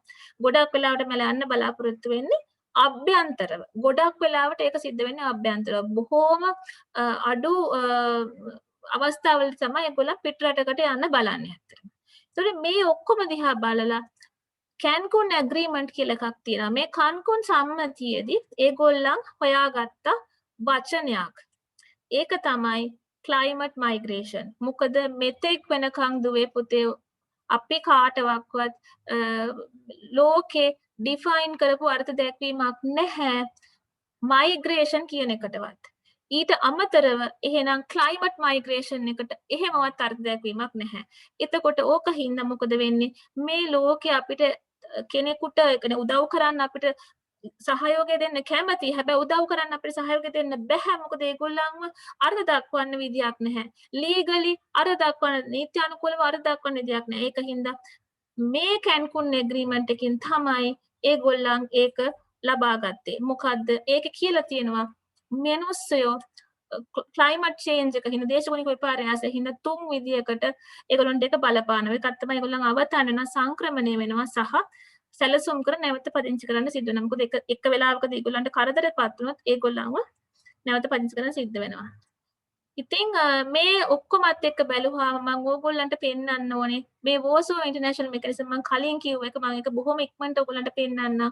ඒකේ ගොඩක් වෙලාවට කතා කරන්නේ නෙගටිව් consequences. ඒ කියන්නේ ඒකෙන් පොසිටිව් දේවල් කතා වෙන්නෙම නැහැ ඇත්තටම කියනවා නම්. මොකද ඒකෙන් කතා කරන්නේ පාඩුව හා හානිය ගැන. නමුත් මේ පාඩුව හා හානිය කියන එක අපි දිහා බලන්න ඕනේ. මොකද මිනිස්සෙකුට එක තැනක ඉන්න බැරි හින්දානේ ආ එතන ඉඳලා තව තැනකට යන්නේ. ඉතින් ඒක හින්දා අපි මේ ගැන ගොඩාක් සොයන්න අවශ්‍යයි. ඉතින් ආදරණීය දුවේ පුතේ ඕගොල්ලන් තරුණ ප්‍රජාව හැටියට හොඳට මතක තියාගන්න මේ වගේ මේ ඉන්ටර්නැෂනල් මෙකනිසම්ස් වලින් බලනවා ඩෙවලොපින් කන්ට්‍රීස්. ඒ කියන්නේ සංවර්ධනය වෙමින් පවතින රටවල් වල මේ ක්ලයිමේට් චේන්ජ් එක හින්දා මොනවා හරි දෙයක් වුණොත් ඒ මිනිස්සුන්ට යන්නේ නම නැති වෙනවා. එතකොට ඒගොල්ලන්ට උදව් කරන්න අපි ගොඩක් වෙලාවට උත්සාහ කරනවා. එතකොට මේ අවස්ථාවේදී මම ඔයගොල්ලන්ට කියන්න ඕනේ මෙතන වචන දෙකක් තියෙනවා. එකක් තමයි සැලසුම් කළ නැවත පදිංචි කරන කට්ටියක් ඉන්නවා. ඒ වගේම තමයි ආපදා නිසා අවතැන් වෙන කට්ටියකුත් ඉන්නවා. ඒත් ආපදා නිසා අවතැන් වෙන කට්ටිය ගොඩක් වෙලාවට ඒගොල්ලන් එක එක වර්ගයේ ප්‍රශ්න වලට ඊට පස්සේ මුහුණ දෙනවා. ඒකට මේ සියලුම දේවල් අවසානයේ බලන් ගියාම මේගොල්ලොන්ව බේරගන්න යම් කිසි දෙයක් තියෙනවා නම් ඒකට ගොඩක් වෙලාවට දෙයක් නැති හින්දා මොනවා හරි ලීගල් ඩෙෆිනිෂන් එකක් නැති හින්දා 2018 දී සුරක්ෂිත ක්‍රමානුකූල සහ විධිමත් සංක්‍රමණ ගෝලීය සංයුක්තය Global Compact for Safe, Orderly and Regular Migration කියලා දෙයක් ආවා. ඒකෙන් ඒගොල්ලන් කල්පනා කරලා බැලුවා මන්දගාමී පාරිසරික හානිය සහ එක එක වර්ගයේ natural disasters හින්දා ස්වභාවික විපත් හින්දා වෙන ඒ මයිග්‍රේෂන් ගැන කතා කරන්න ඒගොල්ලන් උදව් කරන්න පිළිගන්නවා. ඉතින් වැඩිදුරටත් ඔයගොල්ලන්ට මේක තව දැනගන්න ඕන නම් කාල වේලාවත් යන හින්දා ඉක්මනට මම නවත්තන මෙතනින්. ඕගොල්ලන්ට බලන්න පුළුවන් අපේ environmental migration portal එකට ගිහිල්ලා මේ තියෙන අපේ link එක. ඊට අමතරව ඒකට ගිහිල්ලා බලුවම ඔයගොල්ලන්ට ගොඩක් දේවල් දැනගන්න පුළුවන් වෙයි. මේ තියෙන්නේ අපේම රටේ කැස්බෑවෙක්ගේ මූණ. ඕගොල්ලන් දැකලා සමහරට අපි කියනවා සිංහලෙන් කන කැස්බෑ වියසුදුරෙන් අහස බලනවා වගේ තමයි රෙයා ඔකරන්ස් එකක් ඉන්නේ කියලා. අද කාලේ වියසුදුරෙන්වත් ඒ සතාට අහස බලන්න බෑ. මොකද එච්චරට පොලිතීන් තියෙනවා අපේ ලංකාව වටේ තියෙන මුහුදේ. ඉතින් අපි මේවා ඔක්කොම මේ අයින් කරලා දාලා අර ඩොක්ටර් දිලන්දි කිව්වා වගේ බොහොම ලස්සන පරිසරයක් ආපහු නිර්මාණය කරමු කියලා ආරාධනා කරන ඕගොල්ලෝ ඔක්කොටම සුබ සන්ධ්‍යාවක්. බොහොම ස්තුතියි. බොහොම ස්තුතියි රංගිතා මහත්මිය. ඇත්තටම ඉතාමත් හරවත් දේශනයක් ඉදිරිපත් කරාට. මොකද මානව සංචලතාව නිතරම අපට ගැඹුරින් අහන්න ලැබෙන මාතෘකාවක් නෙවෙයි. ඉතින් ඇත්තටම ස්තුතියි ඔබට. ඒ වගේම ඇය සඳහන් කර පරිදි මේ පොලිතින් ප්ලාස්ටික් භාවිතය පිළිබඳවත් ඒ වගේම එහා සම්බන්ධව තරුණයන්ට පැන නගින ගැටලු සම්බන්ධවත් අද කතා කරන්න. අද දවසේ අපේ තරුණ නායකත්වය එසේ නැත්නම් අපේ රටේ තරුණ තරුණයන් නියෝජනය කරමින් අපේ වැඩසටහන සමග සම්බන්ධ වෙනවා.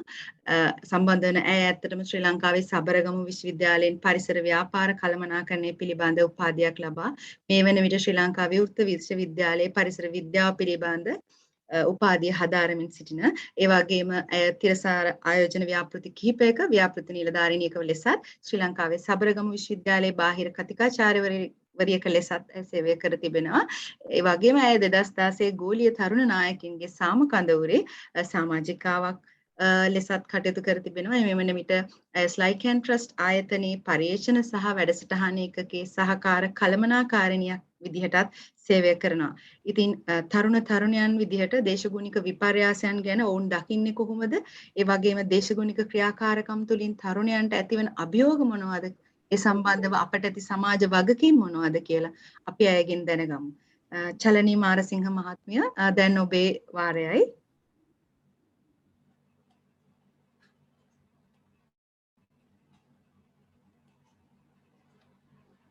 අයිබෝවන් හැමෝටම මං හිතනවා මාව ඇහෙනවා ඇති කියලා. ඔව් හොඳින් ඇහෙනවා චලනී. මං හිතනවා හැමෝම අද ගොඩක් දේවල් ඉගෙන ගන්න ඇති කියලා. මාත් ගොඩක් දේවල් ඉගෙන ගත්තා. ඩොක්ටර් පුණ්‍යවර්ධන, ඩොක්ටර් දිලන්ති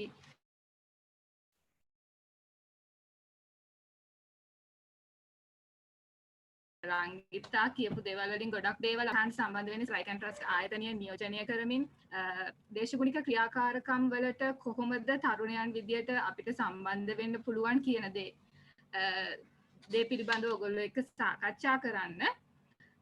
අද වැඩසටහන තුළ මම කැමති මේ වගේ දේවල් ඔයගොල්ලෝ එක්ක කතා කරන්න. කොහොමද තාරුණ්‍ය සහ දේශගුණික ක්‍රියාකාරකම් සම්බන්ධ වෙන්නේ? ඇයි අපි තරුණයන් විදියට දේශගුණික ක්‍රියාකාරකම් වලට සම්බන්ධ වෙන්න ඕනේ? අපිට බලපාන අභියෝග මොනවාද? සහ දේශගුණික ක්‍රියාකාරකම් සඳහා තරුණ ප්‍රජාවට සම්බන්ධ වෙන්න තියෙන අවස්ථා මොනවාද කියන දේවල් මම කතා කරන්න කැමතියි. එතකොට දේශගුණික විපර්යාස තරුණ ප්‍රජාවට කොහොමද බලපාන්නේ කියන දේ ගැන කතා කරද්දී අද කලින් දේශනවල ගොඩක් කතා වුණා මොනවාද තියෙන බලපෑම් කියලා දේශගුණික විපර්යාසයෙන්. මම මෙතන උදාහරණ කිහිපයක් දක්වලා තියෙන තරුණයන් විදියට අපි එදිනදා ජීවිතයේදී අත්විඳින දේශගුණික බලපෑම් මොනවාද කියන දේ. මේ බලපෑම් වලින් තරුණයා විදියට අපේ අපි ගැන සලකලා බලද්දී පෝෂණය, අධ්‍යාපනය, ශාරීරික සහ මානසික සෞඛ්‍ය, ජීවනෝපාය, සමාජ සමගිය, ස්වභාවික පද්ධති මේ වගේ තේමාවන් සියල්ලටම දේශගුණික විපර්යාස කියන දේ බලපානවා. දේශගුණික විපර්යාස ගැන කතා කරද්දී අන්තර්ජාතික මට්ටමින් දේශගුණික විපර්යාස පිළිබඳව කටයුතු කරන ප්‍රධානම ආයතනයක් විදිහට දේශගුණික විපර්යාස සඳහා වූ එක්සත් ජාතීන්ගේ සම්මුතිය හඳුන්වන්න පුළුවන්. ඔවුන් ප්‍රධාන වශයෙන්ම මූලික කරගන්නවා දේශගුණික විපර්යාස වලට මානව මැදිහත් වීම තුලින් වෙන බලපෑම් අවම කරන්නේ කොහොමද කියන දේ. මෙහිදී තරුණයන් විදියට ගත්තාම ඔවුන් ප්‍රධාන වශයෙන්ම ලෝපුරා සිටින තරුණයින් සහ ඔවුන් මෙහෙයවන සංවිධාන සමග සමීපව සම්බන්ධ වෙලා කටයුතු කරනවා මේ දේශගුණික ක්‍රියාකාරකම් හා සම්බන්ධව. ඒ ගැන කතා කරද්දී දේශගුණික විපර්යාස සඳහා එක්සත් ජාතීන්ගේ සම්මුතිය යටතේ එහෙම නැත්නම් දේශගුණය සවිබල ගැනීමේ ක්‍රියාවලිය කියන වැඩසටහන ක්‍රියාත්මක වෙනවා. මේ යටතේ ප්‍රධාන වශයෙන්ම තරුණයන් සමග සම්බන්ධ වෙලා ඔවුන්ට අධ්‍යාපනය, පුහුණුව, මහජන සහභාගීත්වය, දැනුවත් කිරීම, තොරතුරු ලබා ගැනීම සහ ජාත්‍යන්තර සහයෝගිතාවය වගේ තේමාවන් යටතේ කටයුතු කරනවා. ස්ලයික් ඇන්ඩ් ට්‍රස්ට් ආයතනය විදියට අපිත් ප්‍රධාන වශයෙන්ම තරුණයන් සමග කටයුතු කරනවා විශාල වශයෙන්. මෙහිදී දේශගුණික විපර්යාස සඳහා එක්සත් ජාතීන්ගේ සම්මුතිය යටතේ ඔවුන්ගේ විශේෂඥ සහාය සහ මඟ පෙන්වීම යටතේ තරුණ උපාය මාර්ග කෙටුම් පතක් එහෙම නැත්නම් youth strategy එකක් ඩිවෙලොප් කරන්න එහෙම නැත්නම් සංවර්ධනය කරන්න අපි මේ වන විට කටයුතු කරමින් පවතිනවා. ඊළඟට දේශගුණික ක්‍රියාකාරකම් සඳහා තරුණයන් ඇයි දායක වෙන්න ඕනේ කියන දේ බැලුවොත් අපි දන්නවා කලින් රංගිතත් කිව්වා 2030 වෙනකොට තිරසාර සංවර්ධන ඉලක්ක අපි ළඟා කරගන්න ඕනේ කියලා තීරණය කරලා තියෙනවා. ඒ වෙද්දී පුරෝකථනය කරලා තියෙනවා තරුණ ජනගහනය බිලියන 1.3කට ආසන්න වෙනවා කියලා. ශ්‍රී ලංකාව ගැන බැලුවොත් එහෙම රටෙන් 4/1කට ආසන්න ප්‍රමාණයක් එහෙම නැත්නම් 23%ක ප්‍රමාණයක් වයස අවුරුදු 15ත් 29ත් අතර මේ වෙද්දී පසු වෙනවා.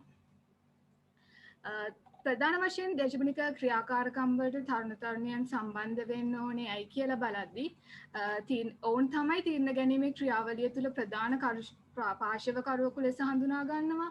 ඔවුන් අනාගත ප්‍රතිපත්ති සම්පාදකයන් බවට පත් වෙනවා. ඔවුන්ගේ තරුණ ජවය, තාක්ෂණික දැනුම, ඔවුන් සතු නවෝත්පාදන කුසලතා සහ ඔවුන් සතු අනාගත දැක්ම වගේ දේවල් නිසා අනිවාර්යයෙන්ම ඔවුන් දේශගුණික ක්‍රියාකාරකම් වලට සම්බන්ධ වීම ඉතාමත් වැදගත්. මෙහෙම දේශගුණික ක්‍රියාකාරකම් වලට අපි සම්බන්ධ වෙද්දී අපිට අභියෝග වලට මුහුණ දෙන්න සිද්ධ වෙනවා. ඒ අභියෝග තමයි ගොඩක් තරුණයන් අතර දේශගුණික විපර්යාස ගැන දැනුවත්භාවය අඩුයි. සීමිත දැනුවත්භාවයක් තියෙන. ඒ වගේම ඔවුන් අපි බැලුවොත් එහෙම ග්‍රාමීය ප්‍රදේශවල ඉන්න තරුණයන් ඔවුන් දේශගුණික විපර්යාස නිසා විශාල වශයෙන් බලපෑම් වලට ලක් වෙලා තියෙනවා. ඒ වගේම ඔවුන්ට ආයතන සහ ක්‍රියාවලීන් වලට ප්‍රවේශය අඩුයි, සම්පත් හරිම අඩුයි, දේශගුණික තොරතුරු ලබා ගන්න හැකියාව අඩු වෙලා තියෙනවා. ඒ වගේම දේශගුණික විපර්යාසයේ බලපෑම් වලට අනුවර්තනය වීමේ හැකියාව සහ ඒවා දරා ගැනීමේ හැකියාව අඩුයි. ඒ වගේම තීරණ ගැනීමේ ක්‍රියාවලියට සහ අනෙක් ජාතික ක්‍රියාවලීන් වලට සහභාගී වීමට තියෙන අවස්ථා අඩුයි. ඒ වගේම දේශීය භාෂා එහෙම ශ්‍රී ලංකාව මට්ටමින් බැලුවොත් සිංහල සහ දමිළ භාෂාවලින් මෙම දේශගුණික විපර්යාස පිළිබඳ තොරතුරු ලබා ගැනීමට ඇති අවස්ථා අඩු වෙලා තියෙනවා. මේ වගේ වැඩසටහන් ඒ නිසා ඉතාමත් වැදගත්. අපි දේශගුණික විපර්යාස සඳහා විසඳුම ලෙස කොහොමද තරුණය අපි ඉදිරිපත් වෙන්නේ කියලා බැලුවොත් මේ ස්ලයිඩ් එකේ මම දාලා තියෙන්නේ අපිට කොහොමද මේ දේශගුණික විපර්යාස අවම කරන්න. එහෙම නැත්නම් දේශගුණික ක්‍රියාකාරකම් වලට සම්බන්ධ වෙන්න පුළුවන් කියලා. විශාල ව්‍යාපෘති අවශ්‍ය නැහැ. අපිට තනි පුද්ගලයන් වශයෙන් එහෙම නැත්නම් විශ්වවිද්‍යාල මට්ටමින් පාසල් මට්ටමින් අපිට කරන්න පුළුවන් සුළු ක්‍රියාකාරකම් වලින් උනත් අපිට දේශගුණික විපර්යාස කෙරෙහි දේශගුණික ක්‍රියාකාරකම් කෙරෙහි සම්බන්ධ වෙන්න පුළුවන්.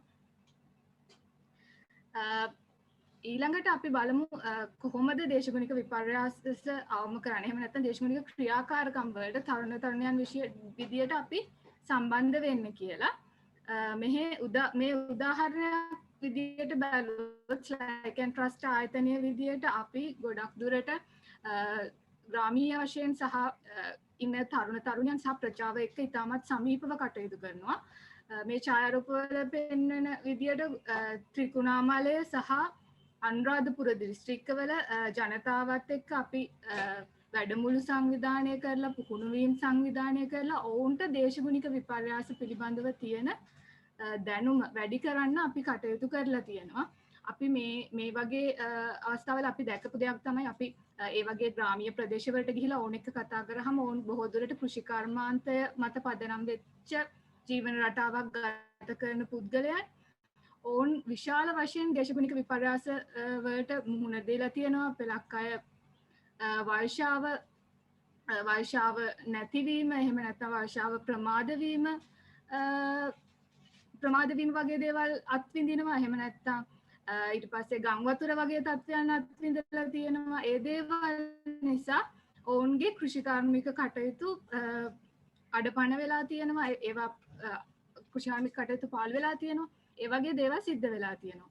එතකොට එහෙම වුණත් අපි ඒගොල්ලෝ එක කතා කරද්දි දකින්න දේ තමයි ඒගොල්ලෝ ඒ දේවල් දේශගුණික විපර්යාස නිසා සිදුවෙන්නේ කියන අවබෝධය ඒගොල්ලන්ට අඩුයි. දේශගුණික විපර්යාස කියන්නේ මොකක්ද? ඒගොල්ලන්ට වෙන බලපෑම අනාගතේ මොනවා වේද කියන දේවල් ගැන ලොකු අවබෝධයක් ඒගොල්ලන්ට නැහැ. ඉතින් අපි මේ වගේ වැඩසටහන් තුලින් විශේෂයෙන් තරුණ ප්‍රජාවත් සමග සම්බන්ධ වෙලා ඔවුන්ට ඒ දැනුම ලබා දෙනවා. ඒ තුලින් ඔවුන්ගේ ප්‍රජාවන් තුල මේ දැනුම බෙදාගන්නයි කියලා අපි බලාපොරොත්තු වෙනවා. ඊළඟට පර්යේෂණ කටයුතු ස්ලයික් ඇන්ඩ් ට්‍රස්ට් ආයතනයේ විදියට අපි ප්‍රධාන වශයෙන් දේශගුණික විපර්යාස ආශ්‍රිත පර්යේෂණවල නිරත වෙනවා. එතකොට තරුණ පුද්ගලයන් විදියට එහෙම නැත්නම් විශ්වවිද්‍යාල ශිෂ්‍යයන් විදියට පර්යේෂණ පිළිබඳ දැනුවත්භාවයක් තියන අය විදියට ඉතාමත් වැදගත් මේ දේශගුණික විපර්යාස කියන ක්ෂේත්‍රයේ පර්යේෂණවලට දායක වෙන එක.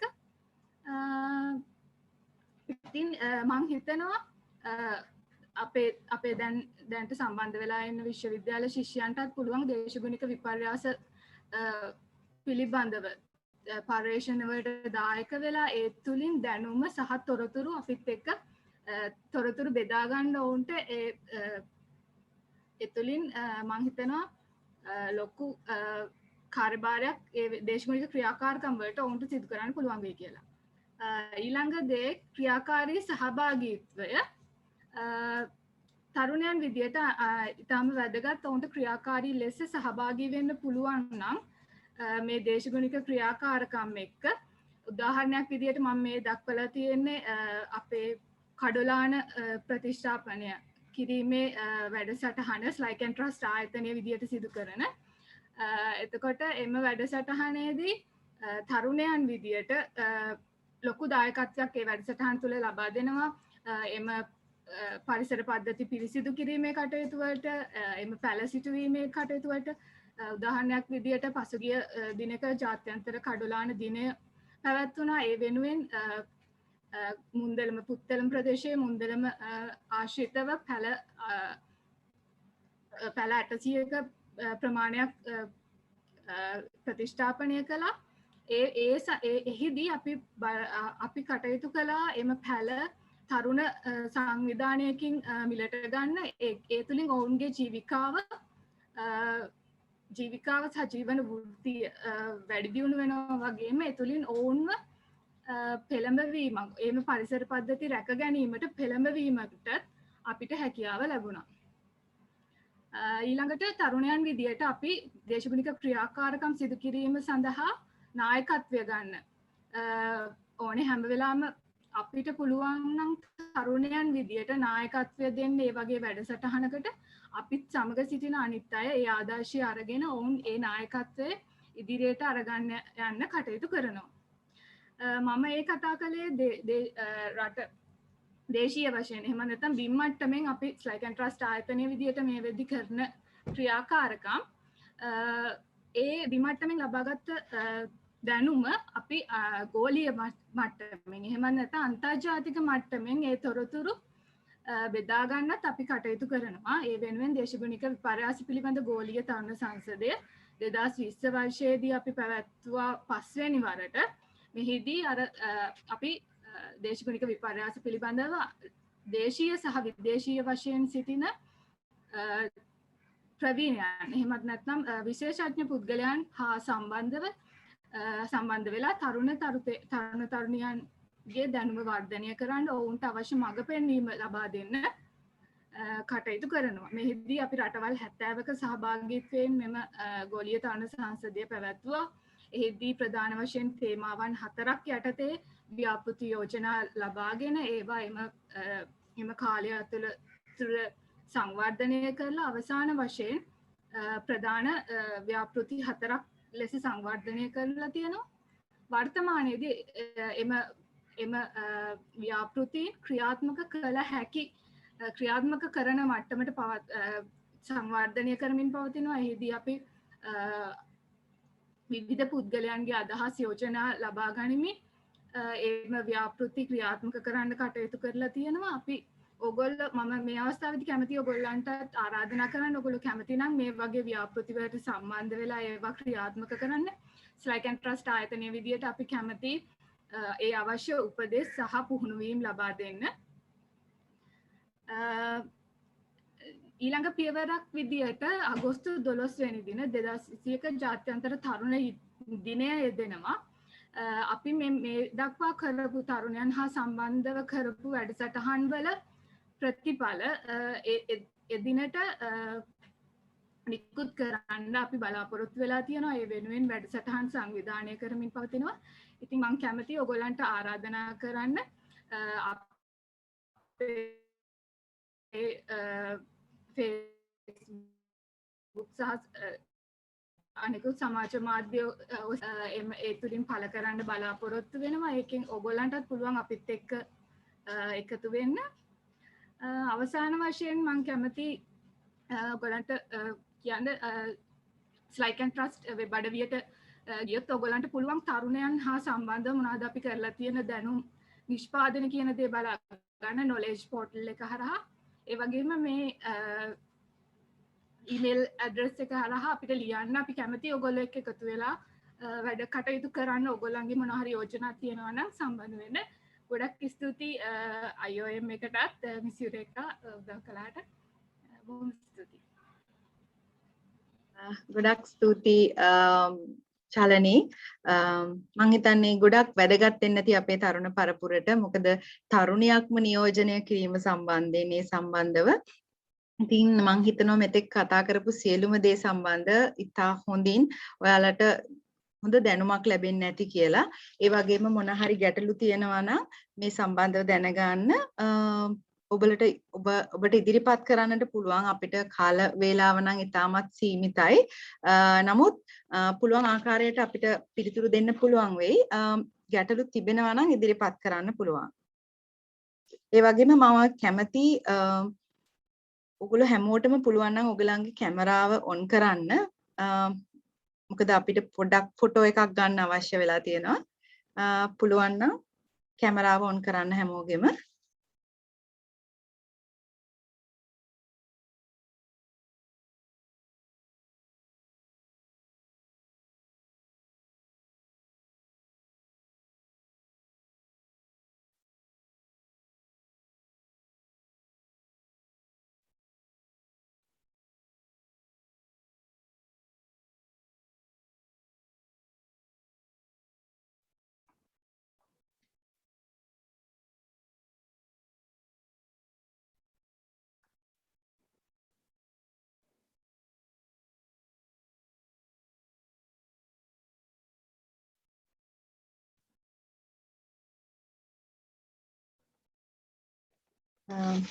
ස්තුතියි හැමෝටම.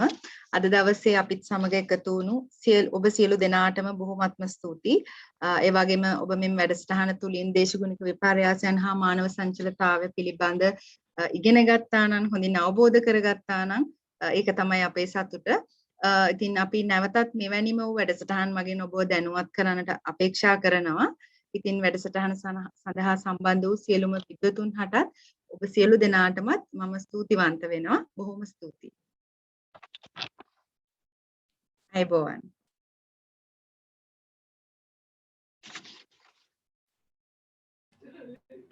My God.